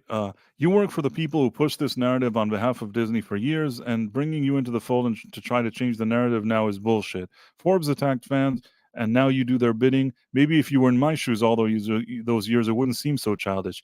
You are acting like a tiny child. Forbes published many different viewpoints. I've been writing there for nearly 15 years. You don't know what you're talking about, and until you do, maybe stop saying things online. So I wrote to him, you mean articles like this, you little booger? I know 100 times more than you How about could you? entertainment journalism, and the industry. You're a miserable shill working for a shill rag that's now trying to be trendy, and I ain't buying what you're selling. And this was his article, the same guy that he for years was criticizing Disney. He wrote, no, Rey from Star Wars The Last Jedi is still not a Mary Sue, meaning he was exactly writing that same crappy thing that all those journalists, quote unquote journalists, were writing. And now he's like trying to present himself, because the tide is changing in entertainment. He's trying to present himself like, I always criticize Disney Star Wars. I've been there from day one. No, you haven't. You were part of the people that were attacking the fans. You were a complete shill and a loser. And now, like over the past maybe year, he's shifted, especially after they got rid of Mendelson. Maybe he understood where the tide was turning, or where the wind was blowing. He's now been more critical. So then he's like, oh, I have to agree with everything you think. Bye, dude. And then he blocks me. So I don't know what to tell. He was super pro Rey when he wrote that article, and now it's but he's writing now that this is the worst Star Wars episode ever made. Not only that, and I think I showed it, maybe I found it here, that he also did the thing where, like, Luke Skywalker, some people don't like what they did with him. I didn't mind it. Like, all the crappiest takes you could think of when The Last Jedi came out, he was there kissing Disney's ass. And the fact now that he's standing around and trying to rewrite history and make it seem like, no, I never, this annoys me. You know what I mean? Don't try to switch what you are. We all know what you are. You were exactly that. We know it. Don't pretend now that you have the guts to criticize Disney. And why do you think you started getting so upset at me? People don't get upset and start blocking you and having meltdowns and saying weird crap. And just so you know, I didn't attack him at first when he's like, you tiny little child, you tiny little child. That's why at the end I said, you tiny little booger, because I was tired of his crap. You know what I'm saying? Like, I kind of had spicy, it. Man. Called him a booger. What'd you say? Spicy. That was spicy, bro. You called him a booger. I mean, like, that's next level. I mean, I still tried to keep it civil, you know what I mean? So, he blocked me. Forbes senior entertainment editor Eric Booger Kane just blocked me for exposing him for the hypocrite that he is. I apologize for nothing. And then he also wrote this thing, I guess, earlier. He was okay. CBR was writing like a positive something about Acolyte. So he wrote, look at the CBR contributor bootlicking. And it's like tough. And I wrote tough talk from a Forbes journalist that spent years with his tongue up Disney's ass. It's like he was the one that was like peddling their narrative. Maybe Scott Mendelson was peddling it more, but now he's the tough guy on the block. You know what I'm saying? When he sees another Yeah. journalist that's saying good things, that's like a shill, he's calling out shills. It's like, don't try to take up our space. We know what you and Forbes are. We're the ones that were criticizing. You were the ones. You were the loser. Do you get why this annoys me? I know maybe some people think I'm I'm having a meltdown myself, but I'm not melting down. I just think that I don't like this hypocrisy. You know what I mean? I know, and like the media suddenly turning on Star Wars would just be so hilarious. It seems like that's kind of what is happening a little bit, but it's just so funny because I mean they're right because it is probably the worst episode of Star Wars ever made, but at the same time to see the media doing it when I mean, the things that we have been called over the years and how people, actual fans of Star Wars, Marvel, or whatever have been treated, not only by the media, but by the people who have made them and defended them. It's ridiculous. And to just act so aggressively when I mean your message was just saying like hey like I'm sorry but like this for you guys to switch it up like this after so many years of basically attacking anybody who criticized this nonsense it's just it's so hypocritical for you to take this position now And then and you know this and is be part of what he wrote back then. Unlike many of The Last Jedi's detractors, I wasn't bothered by how the picture portrayed Luke. I think it's realistic for a character to change over several decades, especially if that change is the result of failure and disappointment. Besides, in the end, Luke was a hero once again and shuffled off his mortal coil on his own terms in one of the movie's most beautiful scenes. Is that not a shill? yikes Is that yikes not a shill? You want to now talk about bootlicking? Do you get what I'm saying? Like yeah you should shut. Sorry, please close your ears. I'm going to say a bad word, Dread. So if you want, you can close my your ears now. earmuffs put my earmuffs on Put your earmuffs. I think that Eric Booger Kane should shut the fuck up and not talk about bootlegging or anything else. He should just be quiet, put his go to the corner, stand in the corner, look at the wall. You know how in class when you're in kindergarten and then the teacher puts you like in alone time in the corner? That's where he should go. Don't try to pretend now that you're the big man on campus. You are the biggest hypocrite. You were 100% a shill. You wanted the access from Disney. You peddled all of their narratives, including throwing all the fans under the bus. And now you're trying to change it because maybe it's a sign of the times how badly Disney has failed and how all these like shills are sort of turning their backs on them. But you Hmm. know what? I don't care. I think that we remember very well who these people are and what they've done, and I don't think that they should just have an easy out to just pretend now that no, we've always been this. No, you haven't. You haven't always been that. You were the opposite of that. Yeah, he's just And then defending Ryan and then Johnson I 'cause wrote Ryan here, I rest my case, you tiny booger. I think this may have been the thing that caused him to already book me, like block me. I think that once I brought like this receipt and I wrote that, I think that was the end of it. Yeah, I think so too, because nobody likes to be called a booger. Right. It's a seemingly silly insult, but somehow, and also between you and me, he knows he's a booger. You know what I mean? Mm. Yeah. Like when he thought about it, he knew I was right, and that's the part that really got to him. He had to block me because what was he going to do? And that shows another thing. If you're such a big man on campus, you have something to say. You were trying to say, show me where I've said. He was almost like in other words saying, show me the receipts. And I'm like, here you go. Here's the receipts. So then he blocks me. It's like, It yeah, sounds like a booger. he is a booger. That's what Stephen Mack says. The truth hurts. See, Yeah. I try to keep it clean on X. You know what I mean? There were other things I could have called him, but I went for booger, which is really Yeah. mild yet annoying. It's a combination of like a mild word that somehow can still get under somebody's skin. Yeah. And for me, he'll forever be Eric Booger Kane because he writes like Eric Diabo Kane. I don't know what the fuck he means with by Diabo, but it's Eric Booger Kane. Sorry, I didn't tell you to put the headphones on, but you'll forgive me. But, I mean, Price, do you think I just have a pair of earmuffs just laying around ready to go? I I mean, think you do. I think you do. And I know I try not to use bad language on our streams, but this guy personally annoyed me, and it's hard for me to shake it off. Like he annoyed me with his hypocrisy and that he can't even enter a debate. You know what? There was a way that this guy could have like just said, you know what? Maybe in the past I was too forgiving towards Disney. Maybe I've made mistakes. I may have just let it slide. You know what I mean? But the Yeah. fact that from the first tweet he's already, you tiny little child, you tiny little child. It's like, what's tiny little child? I just proved you're an idiot. What? How am I a tiny little child? Yeah. Sorry. And now he's now he's got you blocked. Now he got me blocked. He joined the ranks of Scotty Boy Mendelson.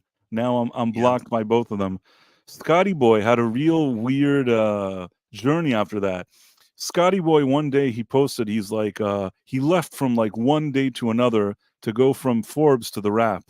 And he's like, hey guys, like I've decided that I want to go to the Wrap. Like, you know, everything is totally amicable. Like, you know, me and Forbes are on the best of terms. I'm just leaving immediately this second, like with no prior notice, and going to this Wrap thing. And listen, the Wrap is considered not as good as Forbes, even though both of them to me seem like crap.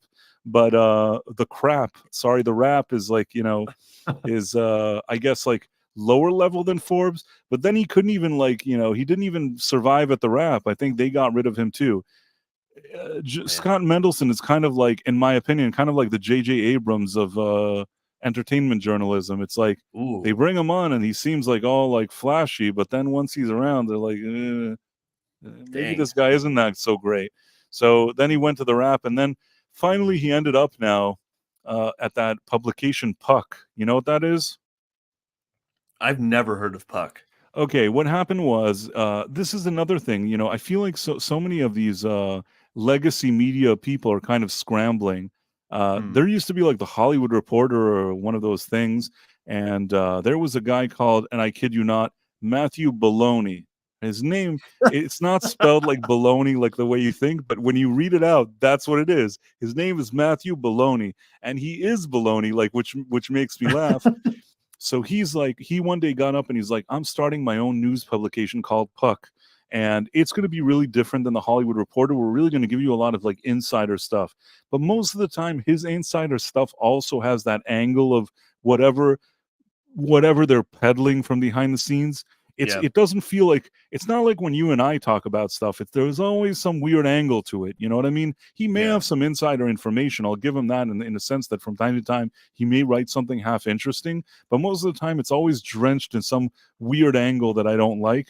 And like, still, I gave the guy the minimum amount of respect. I said maybe he does some stories here that are interesting, whatever. And then like half a year ago or 3 months ago, he's like, I have a big announcement. That Matthew Baloney guy said, I've hired Scott Mendelson like to, you know, work with us on entertainment. I'm like, that's it. Like, no more respect for me. Like, if he hired Scott Mendelson, I have no respect anymore for Matthew Baloney or Puck. Dang. That's so funny. I've never even heard of Puck before today, but it's called Puck, and it's spearheaded by Matthew Baloney.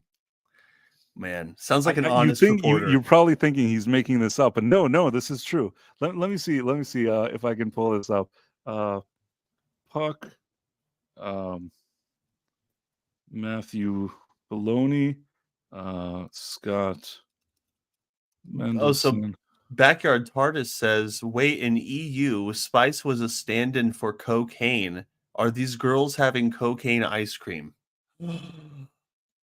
Man, you might be onto something. And then, what does it say? I know Price does really have some great stories, Whalem. Why? What were you saying? Sorry, I was looking at this thing where they're like, oh, Whalem says he got some stories, and I'm like, he does. He's got great stories. Scott Mendelson, and then like, you know, he has that same weird look. You know, I feel like, again, I don't know the guy, whether it's a drawing or a photo in real life. He always looks like a villain from a Batman comic, that Scott Mendelson guy. Oh, I'm not sharing the screen. Hold on. Whoops. Again, just to be clear, this is just my personal opinion. I'm not saying that you have to feel that way about Scott Mendelson, but it's funny because in real life, he seems like he looks like a villain, and like when they do like, even when they do like a cartoon of him, he still looks like it. Wow, he looks like he's about to About to steal something from me. That's always the feeling that you get. And of course, this is just our opinion, and of course, we're speaking in jest. We don't know him, but yeah, he became like the thing. And it says Matt welcomes back Puck Scott Mendelson to run through. There was something where I don't remember where it was, where you had like Matthew Baloney talking about how like he's back, like he how he hired Oh, Matt Bellany, but it totally sounds like baloney. right. That's the thing. It says Matthew Baloney, but it's like it actually, if you read it, it's Matthew Baloney. Oh man. Matthew Baloney. It's true. Like that's what it sounds like. In any case, what were you saying about stories? Which story was good? Which one was which one did I tell that was interesting? Well, he I think they're just talking about, like, when you're talking about the, what happened with you and that reporter, and, when you were just reminiscing about the past a little bit. That's something that you do and people enjoy it. I agree, though. I think that Price has good stories to tell. That's Remember, we wouldn't have learned about Leslye Headland being a completely different person 20 years ago without him. That's true. That is true. I'm trying to think. This is the part that I wish, you know, had I know what she would end up being, I almost wish I would have had like documentation of the meeting just so I can like have quotes and stuff. And although my memory is really good, I can't say that I remember everything we talked about over those few hours. I think we Yeah. talked about movies and stuff, and like she didn't completely annoy me, but at the same time, I don't remember talking to her about Star Wars or anything. You know what I'm saying? I don't Mm. remember. I don't remember even having a conversation about anything science fiction related. Well, I don't think that So that would have happened because it's clear that she has never watched it or read a book right, ever. I So guess from whatever I vaguely remember, I don't remember sitting next to a woman who was like, "I love Star Wars. I love that," because that I would have remembered. I don't remember her talking about science fiction at all. Maybe we're talking about movies that were considered like seemingly more artsy. She was telling me stuff about like reading scripts for those guys that I was saying, and also I even am fair, and I said like, "Oh, it's like that's the best job in Hollywood," and she's like, "Well, it may seem that way, but." It's a tough, position to be in. And again, once I know what I know today, that whole interaction has a completely different context. But regardless, I didn't pick up on the fact she didn't seem like some brilliant. First of all, she didn't seem like some brilliant person to begin with. Two, she didn't seem like a brilliant person who would be a brilliant writer to me. And three, she didn't seem like she knew anything about science fiction or liked science fiction or anything like that. Now, again, a few hours we're sitting and we're talking about movies and stuff. I don't know. Didn't give me that impression. well, would you say that she knows a bit about sci-fi after watching the episode 3? No, she doesn't know anything about it. I think that she should stick, but she doesn't really know much about anything. Even that Russian doll thing. You know how like there was a while that the press would like just kiss ass for some reason. There's like the it people. So that Russian doll show, people are like, "Oh, it's so great." Like those kind of media people. Yeah. I don't think it was great at all. Uh, and certainly, first of all, even that show, if I remember correctly, and I may be fuzzy on it, I think she helped with the first season. She wrote it with like Natasha Leone, who is also, in my personal opinion, very overrated and, to be quite honest, annoying. So, Oh, and also okay. one of those that like those kind of academies like kissing her ass and whatever. So she herself is like an overrated, the actress or whatever it is, and whatever she's supposed to be, that Natasha Leone. So it was the both of them making that show, and I think that in the second season they pushed Headland out. I don't know why I recall that like the second season was already without Headland, and Uh-oh. it's like the one thing that somebody said she did well, which was actually overrated, not good, and stupid. She couldn't even hold on to that job. Dang. That sucks. I'm Somebody in the chat said, that she what were they saying? That Star Wars saved her life only for her to come back and kill it. Only for her to kill it. So the franchise that basically got her work, and her job is to destroy that which got her work. right, That's and pretty I funny. think that hold on, let me see if I can find something. Here. Headland served as showrunner for that Russian doll for the first season, while Leon took over as showrunner for the second season, meaning Leslye Headland was like a creator along with Natasha Lyonne and Amy Poehler, and she was so great at her job that after one season she disappeared. Oof. So that, and I remembered it, and now I'm looking at it. And then there's something else. What was that play? Okay, she wrote a play called Sleeping with Other People. Fun.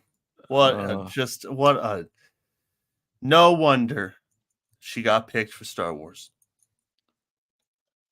No wonder. I'm trying to think what was it? I think that it was probably one of those LG things. I don't know what. Like there It was sounds something like stupid something I about would the one. love to I don't see. remember. I think we once looked at her, like, you know, her body of work, and it was like some dumb whatever. But in any Mhm. case, maybe the play, I don't remember what the play's name was. There was something that she did that she was writing about her experiences working for Harvey W. And Okay. I don't know if she implemented into these two things. I think we once looked at the kind of synopsis for these movies, and they seemed very kind of, sorry, lack of a better word, woke. People sometimes get annoyed when I say the word woke, and I don't say it often. But I will say that at this point, you know, sometimes if you watch like not that I like to watch him these days, but I mean like Jon Stewart or something, Jon Stewart will just say, oh, like, you know, a lot of people don't like woke like this and woke that. He uses the word completely the way, you know, you'd think that it would be used. I mean, in You the way know, that we would use it. Do you get what I'm I trying to always say? hear I mean, I hear arguments from people. I mean, I guess, even sometimes I'm like, I guess I wonder, if of why someone uses it so much, but I also think that like the definition of woke is I feel like it's pretty easy to define. I mean, if anything that's like pushing anything hard left, uh anything with like extreme LGBTQIA plus stuff or diversity, equity, and inclusion, undermining males. I feel like these things are. I feel like that it pretty much encapsulates all of those ideas when you say woke. I mean, and it doesn't even have to. All it has to really have is one of those many things in it for you to be able to label it as something that is woke or an aspect of the woke definition. People are always saying, "Oh, you shouldn't use that word. Don't use it." I feel like those people are just being disingenuous and rude. It's like it's all of those people on the other side use a singular word to define an entire demographic of people all the time.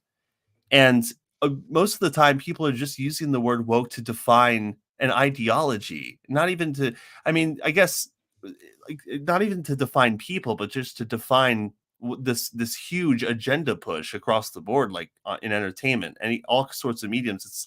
I feel like it's pretty easy to define, but for some reason, people are getting all irritated that they use it. It's like it is what it is. I mean, And I'll you tell you know, what, initially that word meant something else. It meant like, you know, if there was somebody and they were being discriminated against and whatever, and somebody pays attention to it and wants to change something, it's like, oh, he's being woke. And it wasn't used as a bad word.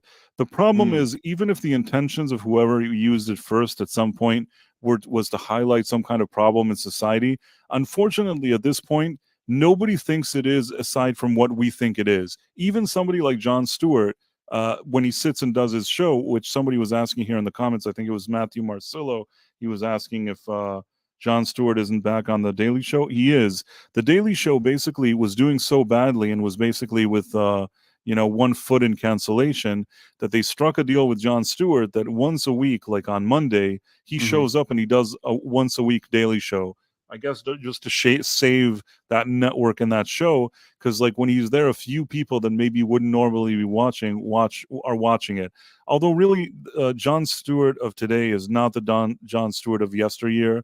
yeah, Uh, I I think agree. that once he retired, he should have just, you know, stayed retired. I don't think his comeback has really contributed anything. But in a few segments that I've seen him mention the word woke, and he mentions it in the same way that I just say, "Oh, this is like a woke movie." He'll say it in the same way, and I think that because when I see him say it, I think that at this point there's really no reason to get upset at somebody like me for saying it, because if people that are like from all different sides of the political spectrum are using this word and we all understand what it means, then if years ago, if 10 years ago it meant something about discrimination and helping and whatever, it doesn't really realistically mean that anymore, unfortunately. Yeah, I totally see your point there. I guess people just get like really offended over the use of words, and if the biggest thing that you're trying to fight for is in this culture war is freedom of speech, and you're trying to eliminate the whole like getting offended over every little thing, then it's probably not just the most wise thing to just get offended when somebody, whether it be a content creator, when they use the word woke and that they're trying to help people to or paint a picture for people to understand what they're trying to refer to. It's such a disingenuous thing to just attack. I've seen people like use the word woke and then they get attacked by people on their own side, almost like to the point where it actually causes a little bit of damage to their rep, because it's like, well, this person generalizes a bunch because they use the word woke a bunch. And I really just don't appreciate that argument. I totally get where people are coming from.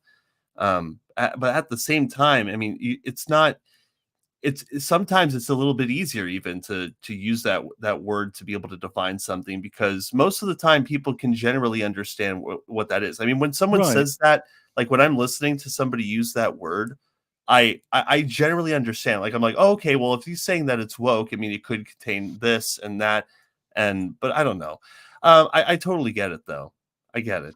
Right, and somebody wrote here, Willem wrote, woke is an ideology. Yes, at this point, it's sort of an ideology, and I feel I try still not to use it every second. It's not like every video, every stream we do, I say it a million times, but sometimes there's a certain situation, like, when I turn on a movie and the Queen of England from like the 1700, whatever it is, like is Jodie Turner Smith, the casting decision there.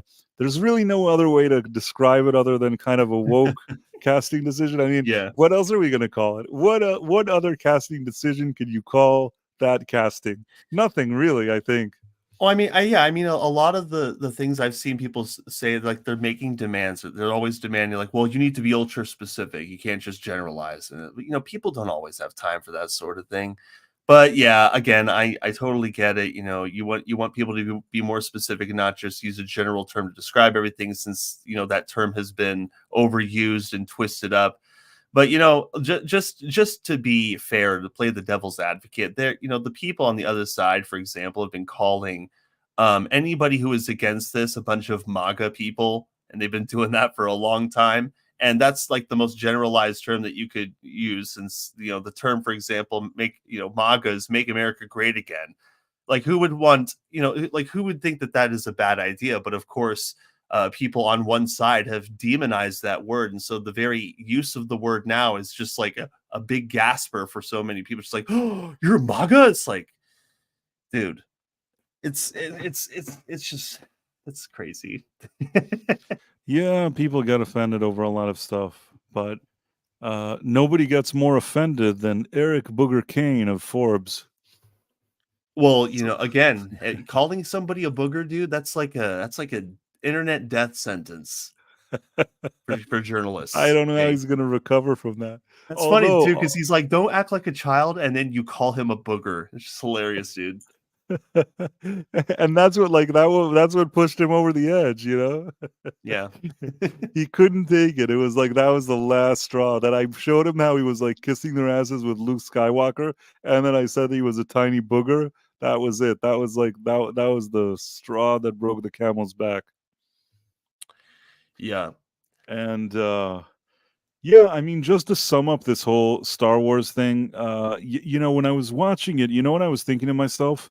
In the same way as that if you put on now Star Trek Discovery, I'm not watching Star Trek. It's not that I'm looking at it and I think it's Star Trek. It's nothing to me. It's just some crap on the screen that I think of Kurtzman, and it's just crap. It's nothing. It has no. It doesn't impact me emotionally in any way. I'm not happy. I'm not sad. I'm nothing. I don't care. Yeah. It's not Star Trek. And that's the way I felt with the Acolyte. See, in some of the other stuff, they still try to lure like you in with these old school legacy characters that you like. Boba Fett, suddenly C-3PO appears in Ahsoka. You know what I mean? They're trying to make Yeah. reference. Luke Skywalker appears in The Mandalorian. They're trying to do different things that maybe you care about. But really, who cares about any of these characters in the Acolyte? Do I care about any of these witches doing their, like, weird community center performance of dancing? I don't care. Like, I couldn't care less about these ladies. It was sort of a parody of itself. I just sat there, like I said, there was one part that I laughed out loud, and some parts I just kind of felt like falling asleep.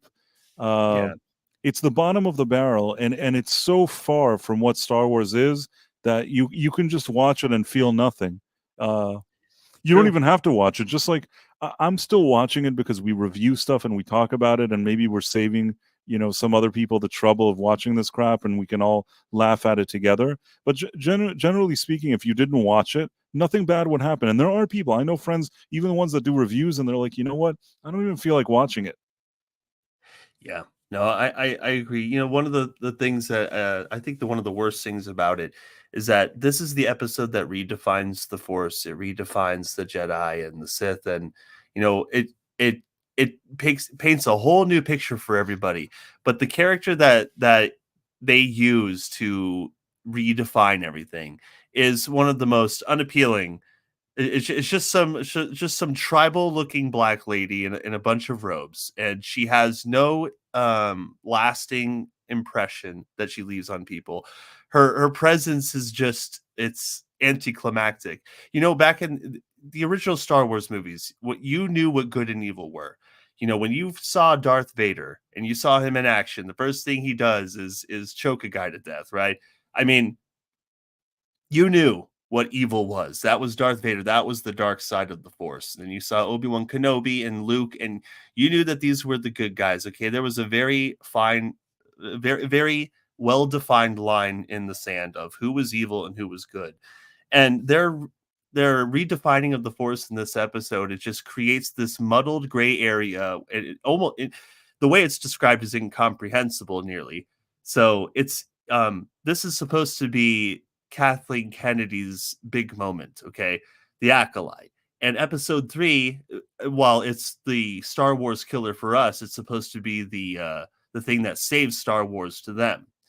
And if you look at those two things and you compare the quality of both, I mean, this is it. This is why Star Wars is dead.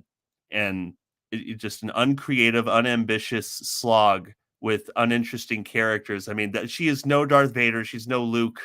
Those witches are just nothing. No, it's pathetic. What I thought to myself, it's absolutely pathetic. And I don't mean it just to be like a sensational YouTuber. It is pathetic. And what it reminded me of, I don't know why I thought of while I was watching it of The Naked Gun, 2.5. Did you ever watch this movie? No. Wait, Okay. when did that one come out? I don't know. It's not a new movie. It's old. But the reason I brought this Oh. up is because um, there's a plot in this movie that basically this guy that's giving this lecture, he supposedly wanted to give a lecture about like climate and the environment and stuff like that. And if he would have given his speech, it would have like maybe been a problem for some oil companies or things like that. So people are basically trying to keep him from doing the speech. I'm really giving it here in a nutshell. It's a parody movie, of course. And then at the end, finally, he comes to the stage and he's about to give his big speech. And like once he's giving it, all the people in the audience that were seemingly so enthusiastic to hear about his like an environmental nonsense, they're all sleeping. And I feel I saw Naked Gun 1. I haven't seen Naked Gun 2.5 is what I should have clarified. so Also, sorry. I guess someone was getting upset in the chat or something. Putin's cat said something like that's exactly what the episode did. It redefined the Force. I don't know why that was exactly what Kathleen Kennedy has been planning. The Force is female. It's like they don't even call it they say several times in the episode that it's not the Force, that you're not being guided by some anonymous force. They say no, no, that yeah, they want to several just take a times. dump all over the Force, They but call it a thread. I mean, they even show it literally that it's a thread. It's not some it's not some different interpretation. It's them handling literally sucking the Force out of the sky and implanting it into a girl's forehead. Come on. it's ridiculous. But the reason I showed this thing of the audience sleeping, I feel like this whole week I've been hearing about how this is so kind of woke and it has all the women and the mothers and all this stuff. And finally, when I sat and watched it, I felt like in this movie, all these people were so enthusiastic to hear his speech, but once he started talking about it, they all fell asleep. And it's kind of a funny joke that, like, with all of the, like, all these people that are sort of virtue signaling and they care so much to hear about his speech about the environment, they all just like doze off because it's like boring. That's how I felt about this episode. It's like it could have all the messaging and all the whatever in the world, but it was so boring. It was just, Yeah. it was hard to get through. It wasn't well written. It wasn't well acted. It wasn't interesting. It wasn't fun. The only redeeming quote unquote moment was that there was that one moment where they were like, yelling, like saying the power of one, the power of two, the power of many on that mountain or that cliff or whatever it was, that I burst out laughing. That was the only emotion that really this thing got out of me, that like I laughed my ass off. That was like the best it was able to get out of me. Yeah. I saw 2. I didn't see 2.5, but I thought that I definitely thought it was a step down. Naked Gun, the first one, is one of the funniest movies I've ever seen in The my first life. one is the best one, and it's like, but it's one of the classic movies. Until today, if you put it on, it makes me laugh. The second one is not as good as the first one, but it does have some moments in it that are genuinely funny. The third Yeah. one is the weakest out of the three. Once you go to the third one, it really is like, it's another diminishing return and one that's more significant.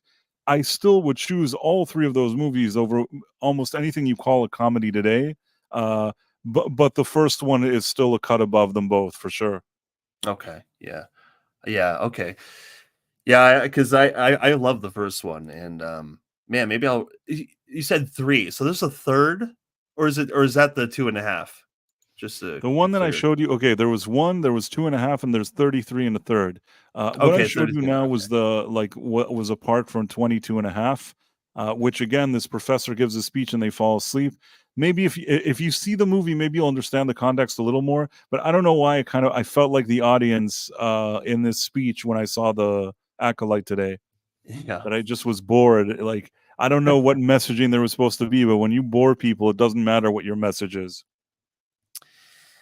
Yes. And that is exactly what they did, like, that it was one of the most boring things ever. Forbes, I mean, goodness gracious, but at the same time, they're right, and I think people really should be honest with themselves. This is one of the worst It's episodes not ever. that the Forbes guy was saying something that was wrong. It was just that they knew all along, all these years, that what they were saying at that time was wrong, but they went along with it in order to protect the narrative, protect Disney, protect the ideology that they all wanted. So they all pushed the same narrative over and over again, regardless of what was good or bad. And now, when there's this feeling that people don't like that anymore, now this guy wants to present himself as he's always been honest. He's always been an honest reviewer. It's not true. He's honest Mm, now because he's trying to save his career. So now he's honest. But that doesn't work for me. yeah. Yeah, All I well, did was yeah. call him out on it. I said he was a hypocrite, and he was. It's not that it's not the worst show ever. He's right, it is. But, you know, I just said what I thought. Every word that I said to that guy is 100% true. Yeah, fair enough. But, yeah, so I was more annoyed than usual today. Sorry, Dread. I don't know why that guy annoyed me. Oh, no, man. Well, hey, it's just funny how, the opinion has changed, 'cause that is a pretty telling article, just defending Luke's downfall as a character and, and shilling for Ryan Johnson's writing. Right. And at the Um, time, you always had these kind of, oh, some people don't like it, but isn't it great how he does this and this? Isn't it great? You could tell that this snivelly guy was just pushing whatever narrative he was being told to push until he wasn't. mm, Until it came to a point where, somebody said, listen, the sentiment is changing, you know, also Disney, they don't have all these. Back in the day, also Disney had all the biggest movies, all the biggest premieres, all the biggest everything, and all of these reporters wanted to be a part of that. They wanted to be shills so they can have access, so they can get invited to all these things, so they could be, the life of the party. But what happens is that Disney has so many flops this year, in the past year or so, that now these people don't have the same incentive to run cover and interferes for them. So maybe they're being a little more honest, along with them just feeling what the overall sentiment is, both against Disney and just people tired of this kind of woke stuff. So I think that once they solve that, they're trying to rearrange and reframe their own narrative, or I don't really know how to explain it, but I don't like it, and I shouldn't. Why am I expected to let them just do that and not say anything? Yeah. Point. You know, I call them as I see them, and again, if that guy was had so much to say, he could have debated me, not just called me a little child and all that stuff and run away. I don't have I don't have respect for that Eric Kane guy. Yeah. It could have, the conversation could have gone a completely different way. Right. I mean, again, won't get into this for an hour. He could have said, "Listen, mistakes were made here in the past. You guys shouldn't have been treated this way. Indeed, like, you know, Kathleen Kennedy has driven Star Wars off a cliff. You were right." I would have been like, okay, whatever. I mean, you know what I mean? Like, Yeah. even if it would have been more mild than that, but something at least like, you know, that there's some kind of admittance on, like he admits on his end, but nothing. Immediately he goes on the attack. You only go on the attack only when and he's trying to really, like, he's going after other journalists and like attacking them. You're bootlickers. Come on, dude, shut up. Yeah. I don't know. It's the ultimate. It's like when somebody farts and he says that other people farted. That's a great analogy. You know, it's true. That's exactly what's happening here. Like he's in an elevator with a few journalists and he farted, but he wants to say that they farted. Who just defended Rian Johnson? No, it wasn't me. Not me. Also, Ultra Ego in Rumble Chat says hello. So yo to you, Ultra Ego hey, 2. Man. Hey, good to see you. And yeah, chat. Sorry that things went that way. But look, I mean, look, when we watch, I know that Price does this too. When I sit down to watch shows like this that I know are going to be like really incompetently made and incomprehensible, I know that people are gonna dip if I say something slightly off kilter to what they believe about that show. I sit and I watch and I try to understand what I'm watching, regardless. I know it. It's like I really do sit and try to think about what I'm watching to try and make sense of it. And this is one of the toughest things that I've had to make sense of while watching it is episode 3 of The Acolyte. So, you know, they're redefining the Force. I mean, I don't really know how else to put it. The way that the show is made, I totally understand people thinking a certain way, and it sucks. You know, people have to dip, but at the same time, we just got to be honest about this, okay? At least Forbes is honest about. Well, no, they're not really being honest about it, but the media coming out and saying this thing, it's because everybody deep down knows that this is crap, and I really just don't think that we should be fooling ourselves into believing that it's somehow going to save anything or that anything about it really makes sense. Of course, in the show, the story, they will try to make sense of it, but we all know it really doesn't make sense because it's not actually Star Wars. It's just based on these 3 episodes, they've completely, like, they usually the first few episodes are considered their strongest episodes. And if these are their strongest episodes, I can't see where this show is going. There's no way that I see like a rebound here, that I watch the next few episodes and I'm like, wow, can't believe how good it is. This is like I said, the Star Trek Discovery of Star Wars. yeah. And you know, I also we were talking about I think you made a video today about Microsoft. Am I right? You did something about Microsoft and how they're embracing, with the Xbox, they're embracing all this DEI stuff. Yeah, yeah. Well, what I reported on a little while back was that Microsoft was pushing anti-beauty standard policies or guidelines when people are when their studios are developing video games. So they were pushing down guidelines into these studios and strongly encouraging them to adopt and enforce these guidelines. It basically said that if you can make women ugly in these video or female characters ugly in these video games, you should definitely do it. If you can alter the proportions of their anatomy, you should definitely do that in order to and one of their motivations, or at least I think one of their executives was talking about, is that they want to fight the male gaze. I've seen Microsoft employees saying that, and it's just, this is them pushing those policies. It was the Xbox 2024 showcase, and they had a bunch of video games that they announced, like Perfect Dark Zero remake and Fable reboots. Of course, Fable reboot was one of the first instances that we saw the uglification of the women, with the female character looking like the ugly duckling from a fairy tale or something. Um, and that is exactly what I saw during this Xbox showcase. Just a bunch of video games with these masculine looking women.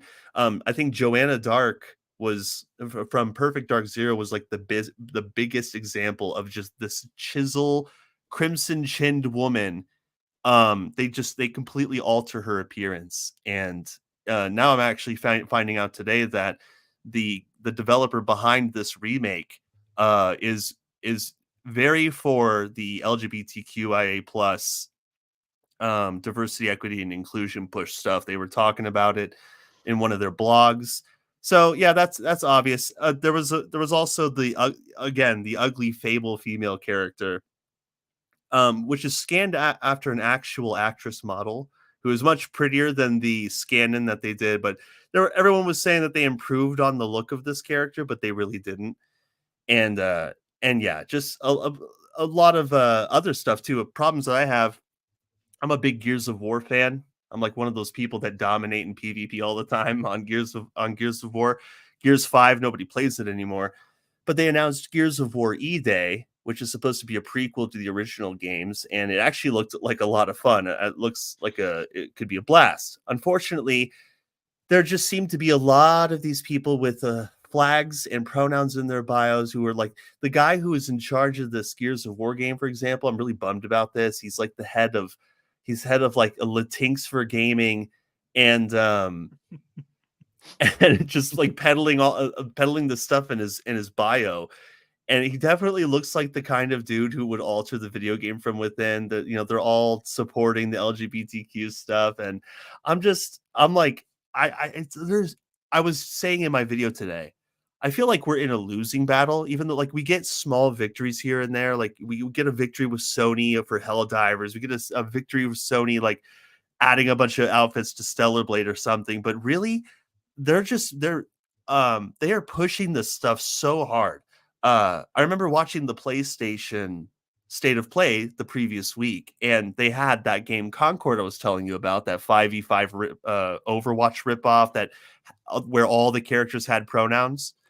Well, I mean, that was a T for teen rated game that they were advertising to teenagers on the front page, like on that was like their main displayed game. And I saw the same thing with the Xbox showcase. It's just them pushing those guidelines. I mean, this is the result of them pushing those guidelines and developers listening. And now we're getting games like this. Dragon Age, that was one of the Xbox games that looks awful. The people in charge of that also pronoun wearing, flag displaying, LGBTQ nonsense stuff. They're saying that the game is inherently queer. What was it? The lead narrative, I think the narrative director of the game. I think it's the narrative director of the game. They called themselves a queero, what was it? A queeromancer, like a gender queeromancer, or something like that. And after people reported on it, especially me, that person removed that from their bio and went protected. It's really funny. There was another thing too, Assassin's Creed. So you know how people have just been slamming that game, right? Because of the Black Samurai Right, the Black Samurai, yeah. Yeah. So they released a gameplay of that. And I was actually kind of expecting this, but I didn't think that it would be so on the nose. But they just straight up copy, and I mean, and poorly, by the way, they poorly copy the Ghost of Tsushima type gameplay for the samurai stuff. It was so weird. I watched the gameplay. So the female ninja that you play as, the female assassin Naue, her gameplay actually looks kind of decent. It's almost like maybe Yasuke was the afterthought character, because when you see him fight, it is so janky, dude. I can't even begin to tell you price. It's some of the most janky samurai gameplay ever. Like there are prompts like where you can block or parry an attack, and it like slows the whole game down when it happens. So it's like super easy mode, and like the bad guy can be spinning in a circle and like in like half spinning in a circle, not even facing you, and then like you're kicking up dirt at a chicken or something in the opposite direction, and you guys will still clash swords. And it just looks like an underdeveloped game. Like some of the lighting looks awful. Like the rain doesn't even register for the pawns it touches. There's a whole bunch of problems, and then the worst part is this. So I know we're like not showing anybody gameplay, so we're going straight off of my word here. Now there No, but are I believe you. but there is gameplay on YouTube you can watch. But in the gameplay, one of the biggest things that Ubisoft and then Ubisoft defenders have been saying is like, oh well, they didn't pick Yasuke because he was black. Okay, they picked him because he was an actual historical samurai, right? That's the argument they've been using. They're not doing this for political points. They're not doing this for ESG, they say. And then when you see him fight with his samurai sword, guess what starts to play in the background? Hip Hip hop, hop? Oh, come on. You just dubstep, said it as a whatever, joke. Hip hop music? rap themed music. Yeah, dude, hip hop music, hip hop swag music to accompany like like it was the Killmonger theme music from Black Panther or something. It's Oh, so on the nose, and it's definitely racist. Um, but of course, they're not doing it because he's black, right? Because of course, why would you put Japanese in a Japanese game, or, a game set in Japan? Why would you put hip hop music as the combat music for Yasuke, a black samurai? Unless you had the intention, like the full intent of doing it because of the fact that he was black, and you were doing it for those sweet, sweet ESG points. That's just my question. I mean, everyone's. It's so weird, dude. I've been seeing a lot of Ubisoft defenders today. I didn't know there was so many, but let's be real, man. I'm And surprised yeah, anybody defends them. yeah, it's the gameplay looks awful, and yeah, they're doing that music thing, and it just copies off Ghost of Tsushima. Like some of the everyone was saying, or some people were saying, oh, it's been like this in past Assassin's Creed games. Like, dude, these people are so creatively bankrupt. It's like the prompts for dodging attacks look just like Ghost of Tsushima. The combat looks very like Ghost of Tsushima, but it's much more poorly executed, and it almost seems like Yasuke really is just a shoe-in. I mean, they really put little work into him. He's just a big bulky dude who goes around clubbing people. But overall, it's just the entire Xbox showcase and everything going on with it. It's just pathetic, and like people who are diehard Xbox fans are seeing what Xbox is pushing out, and they're not impressed. Dragon Age looks like a disappointment. Games that I'm even excited about, they look like they could have some red flags in them. So I think it really is up to people to just pay attention and discern for themselves if any of these projects are worth investing into. Like, it's easy for me to decide not to buy a bunch of these products because I'm poor. So, but other people who have money that they're willing to spend, man, just take a really close look at these games, see who's making them, and see if they actually catch your interest. Oh, good. See, you can actually see some gameplay. So this maybe not this one, maybe a different one. I think there should be a shorter, more recent. Actually, no. Yeah, I think This is so. from one day ago. Oh no, you're right. I think if you skip forward, see, it'll show the exploration. I think when he goes and fights. Okay, there you go. So you can see some of the combat here. Um, yeah, it just looks like previous Ubisoft games. It really does. They have some interesting effects with particles. Yeah. People were looking at this, and they were just saying, and I agree that it's just alpha stage Ghost of Tsushima stuff. And it really is. Also, of course, because Yasuke is a samurai, culturally people bow to him when he walks by. Um So this right here, when he's killing people with the samurai sword, this is where you would hear the hip hop music. It's playing right now, and the combat just looks awful. They have the same stagger break combat from. There you go. I only put it on for a second because I don't want to strike, but I totally get what you're saying. Dude, yeah, it's Right, I'm not 100 even trying to hide it. into a hip hop song. Yeah, it's just like, That dude, kind of trap music, yeah. That modern hip hop, they all do the same thing where there's like a bunch of these cymbals, hi hats, or whatever, one after the other. It's kind of this like annoying beat, and yeah. everybody uses the same beat, and that's what I heard now, even in that 1 second. I totally get where you were coming from. This is and it doesn't seem like a good fit for this game. It just kind of feels Yeah. forced. Remember, this is a game people have been waiting for 20 years. I think it's actually kind of funny that I find myself it's tough to navigate this because Yasuke's gameplay sucks. Naoe's gameplay is kind of interesting, but her voice actor sucks. So you don't really want to hear her say anything because it's the most phoned in stuff you've ever heard. Fukuyama Castle. We should. Not before we send our allies to look for him. Why did they make him sound Japanese? He's black. It's a Yeah. weird game. It's a good well, funny enough, she's actually easier to understand than he is. But her voice actress, I don't We can sneak in. we can sneak in. They won't see me. Okay, bye. Like that's what I felt when I was listening to her talk. Yeah, it's not good acting, even from the little that I've heard. I just don't want a million strikes, but basically this sounds really bad. He doesn't sound right. The way he looks and sounds doesn't match, and the way she delivers the lines isn't good. Yeah. But yeah, you got that. It's just a lot of disappointment. A lot of disappointment all around. And it's just more of the same. I think honestly, a lot of the ESG stuff is ramping up. I think we're going to see a lot more of it, and people are just going to have to focus on their own individual decisions. I feel like banding together happens in a blue moon right now, or like once in a blue moon.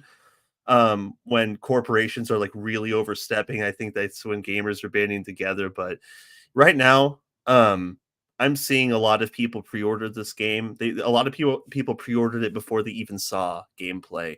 But I'm looking at it, and it look honestly in some places it looks worse than Assassin's Creed Valhalla or even Odyssey. I feel like the combat there was superior.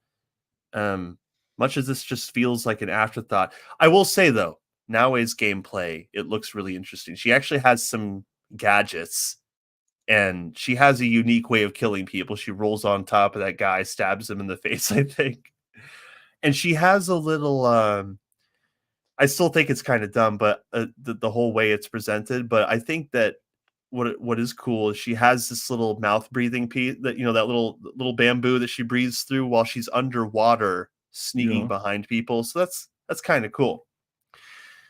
But yeah, people will compare this to Ghost of Tsushima no matter what. It's so similar. That like the UI is similar. Now it is kind of like previous titles, but Ghost of Tsushima definitely did this better. It'll be impossible not to compare these two games. And by the way, again, remember when IGN said, we were talking about the shill media, and now they're constantly like, you can't do this and that, it's racist. Back when they were saying that you would not be able to have Chris Redfield in Africa killing African zombies, right? Because that would be racist. Right. But in this game, like in this demo, in this little clip, Yasuke is taking a blunt club and just beating Japanese people to death with it. I'm sure they'll love it. Yeah, he gets all the respect. He says that he is justice. All these Won't Japanese people hate this game? Yeah, I don't know. I really don't know. I kind of found it alarming that so many people pre-ordered it. Kabrutus Rambo, who started this whole DEI detective thing, he went to Japan and he actually interviewed some people, I guess, like just hanging around Japan on what they thought of it, and they said they didn't care. Now, I'm not sure that everybody in Japan is a gamer or in tune with ESG politics or whatever. But I think that just a lot of people. This is remember when me and Vex were talking about this. We were all talking about this with Vex, and I was saying that a lot of people comment on the videos I make.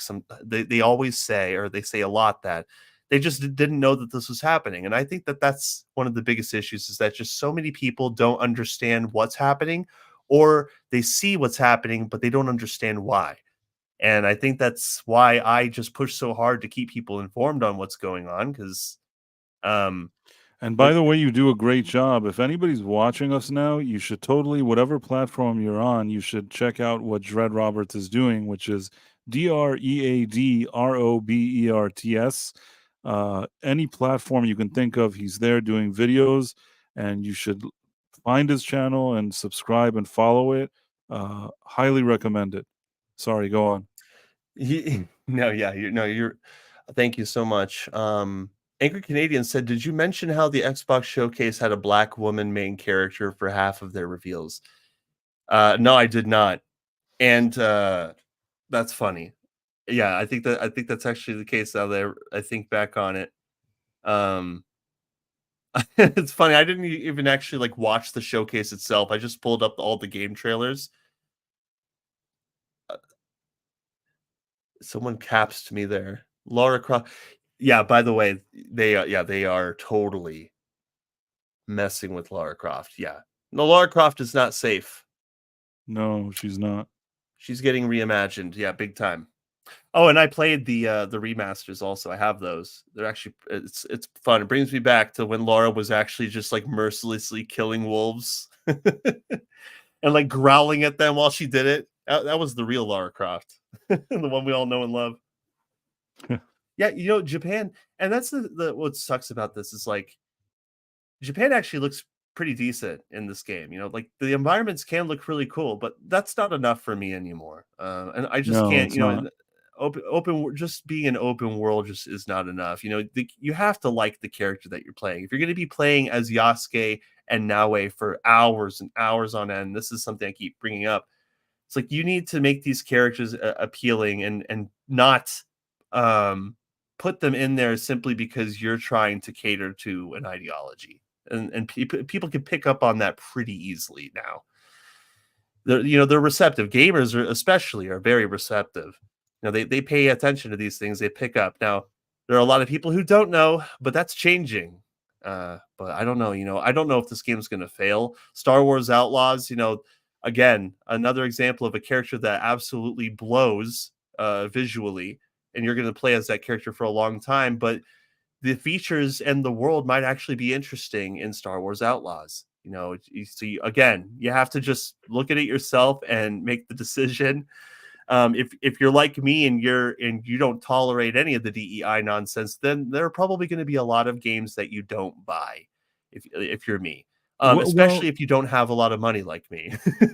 There's something that that Grums writes a lot of stuff, and there's one thing that kind of sticks with me between a lot of his tweets that he's mentioned a few times, that if everybody just didn't buy anything now for 2 years, all of these kind of companies that rely on these kind of weird DEI initiatives and all these gaming consoles and companies would suffer such a blow that they'd have no choice but to go back and making games that people actually like.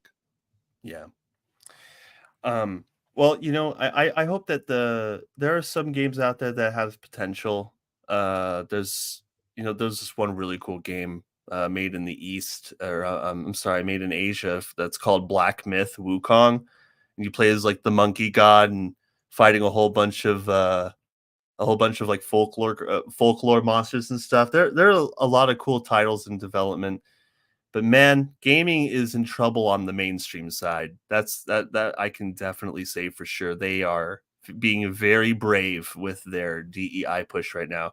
And you've got and if you don't think that Sweet Baby Inc. has some titles that are on the front page of some of these, think again. Concord it's its very own element of ESG DEI push, and then you've got Compulsion Games' South of Midnight, which was on the front of it was like the main game for the Xbox showcase. And that's one of the games that like literally has Kim Belair's fingerprints all over it. And Kim Belair's the CEO of Sweet Baby Inc. So everyone's like, oh, they're like super niche. Even I've said in the past, like they're super niche. So why is it that they are front and center and getting all these big games now? Big question. But I mean, yeah, my rant is complete. I understand. I mean, at the end of the day, though, it's like what I've told you before about like movies. I think I've told you this before. Sometimes you have situations where somebody goes to the theater and they haven't learned screenwriting, they haven't learned about cinema history. They couldn't tell you the different shots or how something is made exactly, but or if something is well written or not well written, well directed, not well directed. They really don't know about anything, and they just sit there and they watch a movie.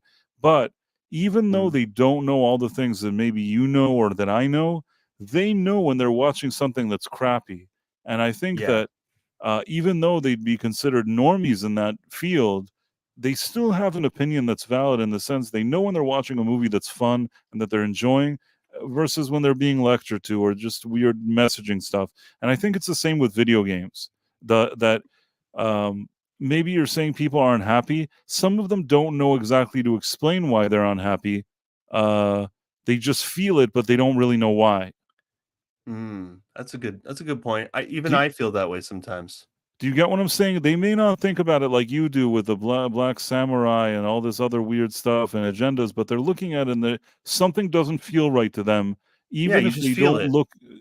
They don't like what they just don't like the game. Now we Yeah, know that part of the reason they don't like it is because all this nonsense and the propaganda and agenda peddling. They don't fully understand it. They just know the feeling that they don't like it, and sometimes that's all you need. When people don't like something, they don't want to buy it. right. Yeah. Yep. And that's usually enough for people. Just like sometimes it's not like sometimes for some people it's enough that like that the writer of the game will have pronouns in their bio for them not to buy it. I've had people say that. And then there are other people who are willing to give that a pass and need a more direct like slap in the face to see the light, you know? Everyone is different. So it's tough because yeah, they're it's like sometimes it's in your face with the DEI, and then other times they're subtle with it. Like they'll just put little tidbits in their game so that they can say that they fulfilled their ESG requirements and then they can get that sweet moolah. So it really is up to gamers to decide where they draw the line. I'm not interested in giving them any leeway, and since it for when it comes to games like Assassin's Creed Shadows with Ubisoft, who have already made it very clear where they stand in the culture war. I know what kind of decision I'm going to be making, but that's why you just keep people informed, and just And hope your that they videos can are figure it very out. informative. I enjoy watching them. They tell me a lot about what's going on, and I know that a lot of other people like them. You've been doing, I'm like a broken record, but I say this sincerely. You've been doing a really good job since this whole, new wave of Gamergate or whatever you want to call it has been happening. You really kind of stepped up to deliver a lot of good videos that give people information, and hopefully they'll watch your videos and they'll be more informed about what's going on. And maybe some people that were more kind of the way I described normies, after watching your videos, they'll be a little less normie, if that makes sense. No, it does. Thank you. Thank you. I hope so too. I hope so too. I really do. And on that very positive note, is there anything else you wanted to talk about in that field, or anything you want to plug? Any stuff that you're working on? Anything?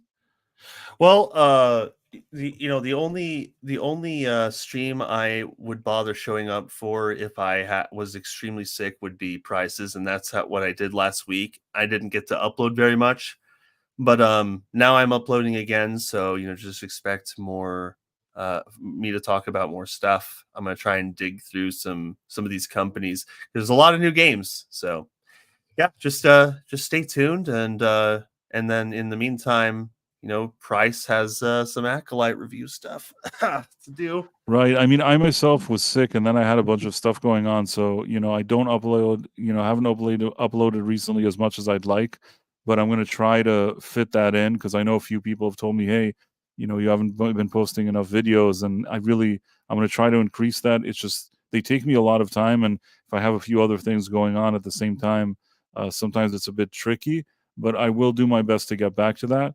Regardless of anything, though, if you're watching this show, whether on Rumble, which we really like what's going on Rumble these days, or on YouTube, make sure to go to wherever that subscribe button is or follow button and do the, follow and do the notification if you're enjoying the show. Because I know there's people that watch it weekly. I think that some people think also that my main channel is the same as my, my live stream channel.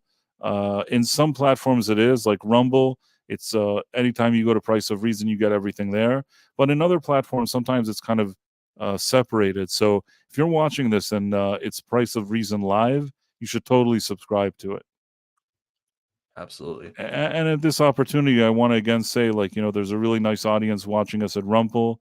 A lot of creators kind of, they don't always, they focus on different platforms, but somehow miss the potential and really the great great type of viewers we also meet on that platform and support we get from there. So just I always like to point out that it's really important that Rumble is doing what they're doing, because it's important that there isn't a monopoly, that there isn't just one kind of site like this, and that there's another one that presents some kind of alternative. And in that sense, I really like what Rumble is doing. Yeah, I as well.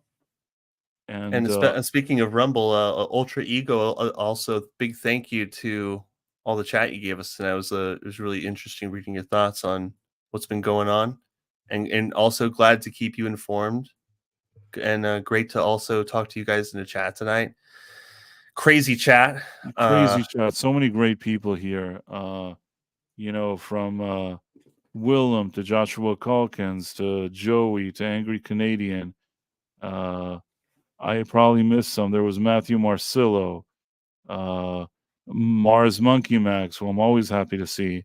I probably am missing some people, but yeah, we got Whalem Empress, Mars Empress. Monkey Max, or something like that.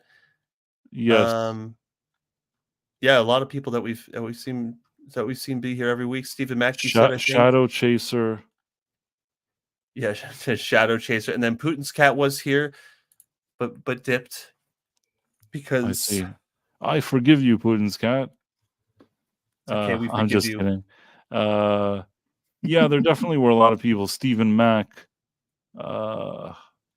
Empress and M, like you said. E. Clay Thomason, always good to see E. Clay Thomason. Yes, indeed. No one watches RD. I don't know what that is. I mean, I don't understand the name, but I'm grateful that that person was here. Jacob Ironside, Unknown. I don't know who that is.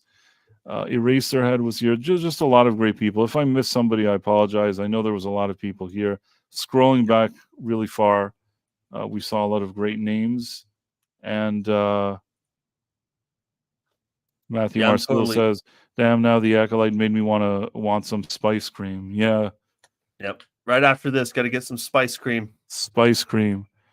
And I guess on that very positive note, on this late hour, I just want to thank everybody for tuning in, and to say goodbye to anybody that's watching us right now. And I appreciate you being here. I'm sure Dread does as well.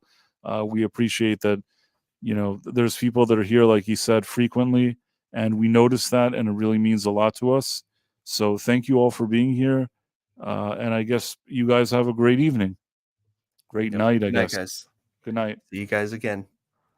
Bye.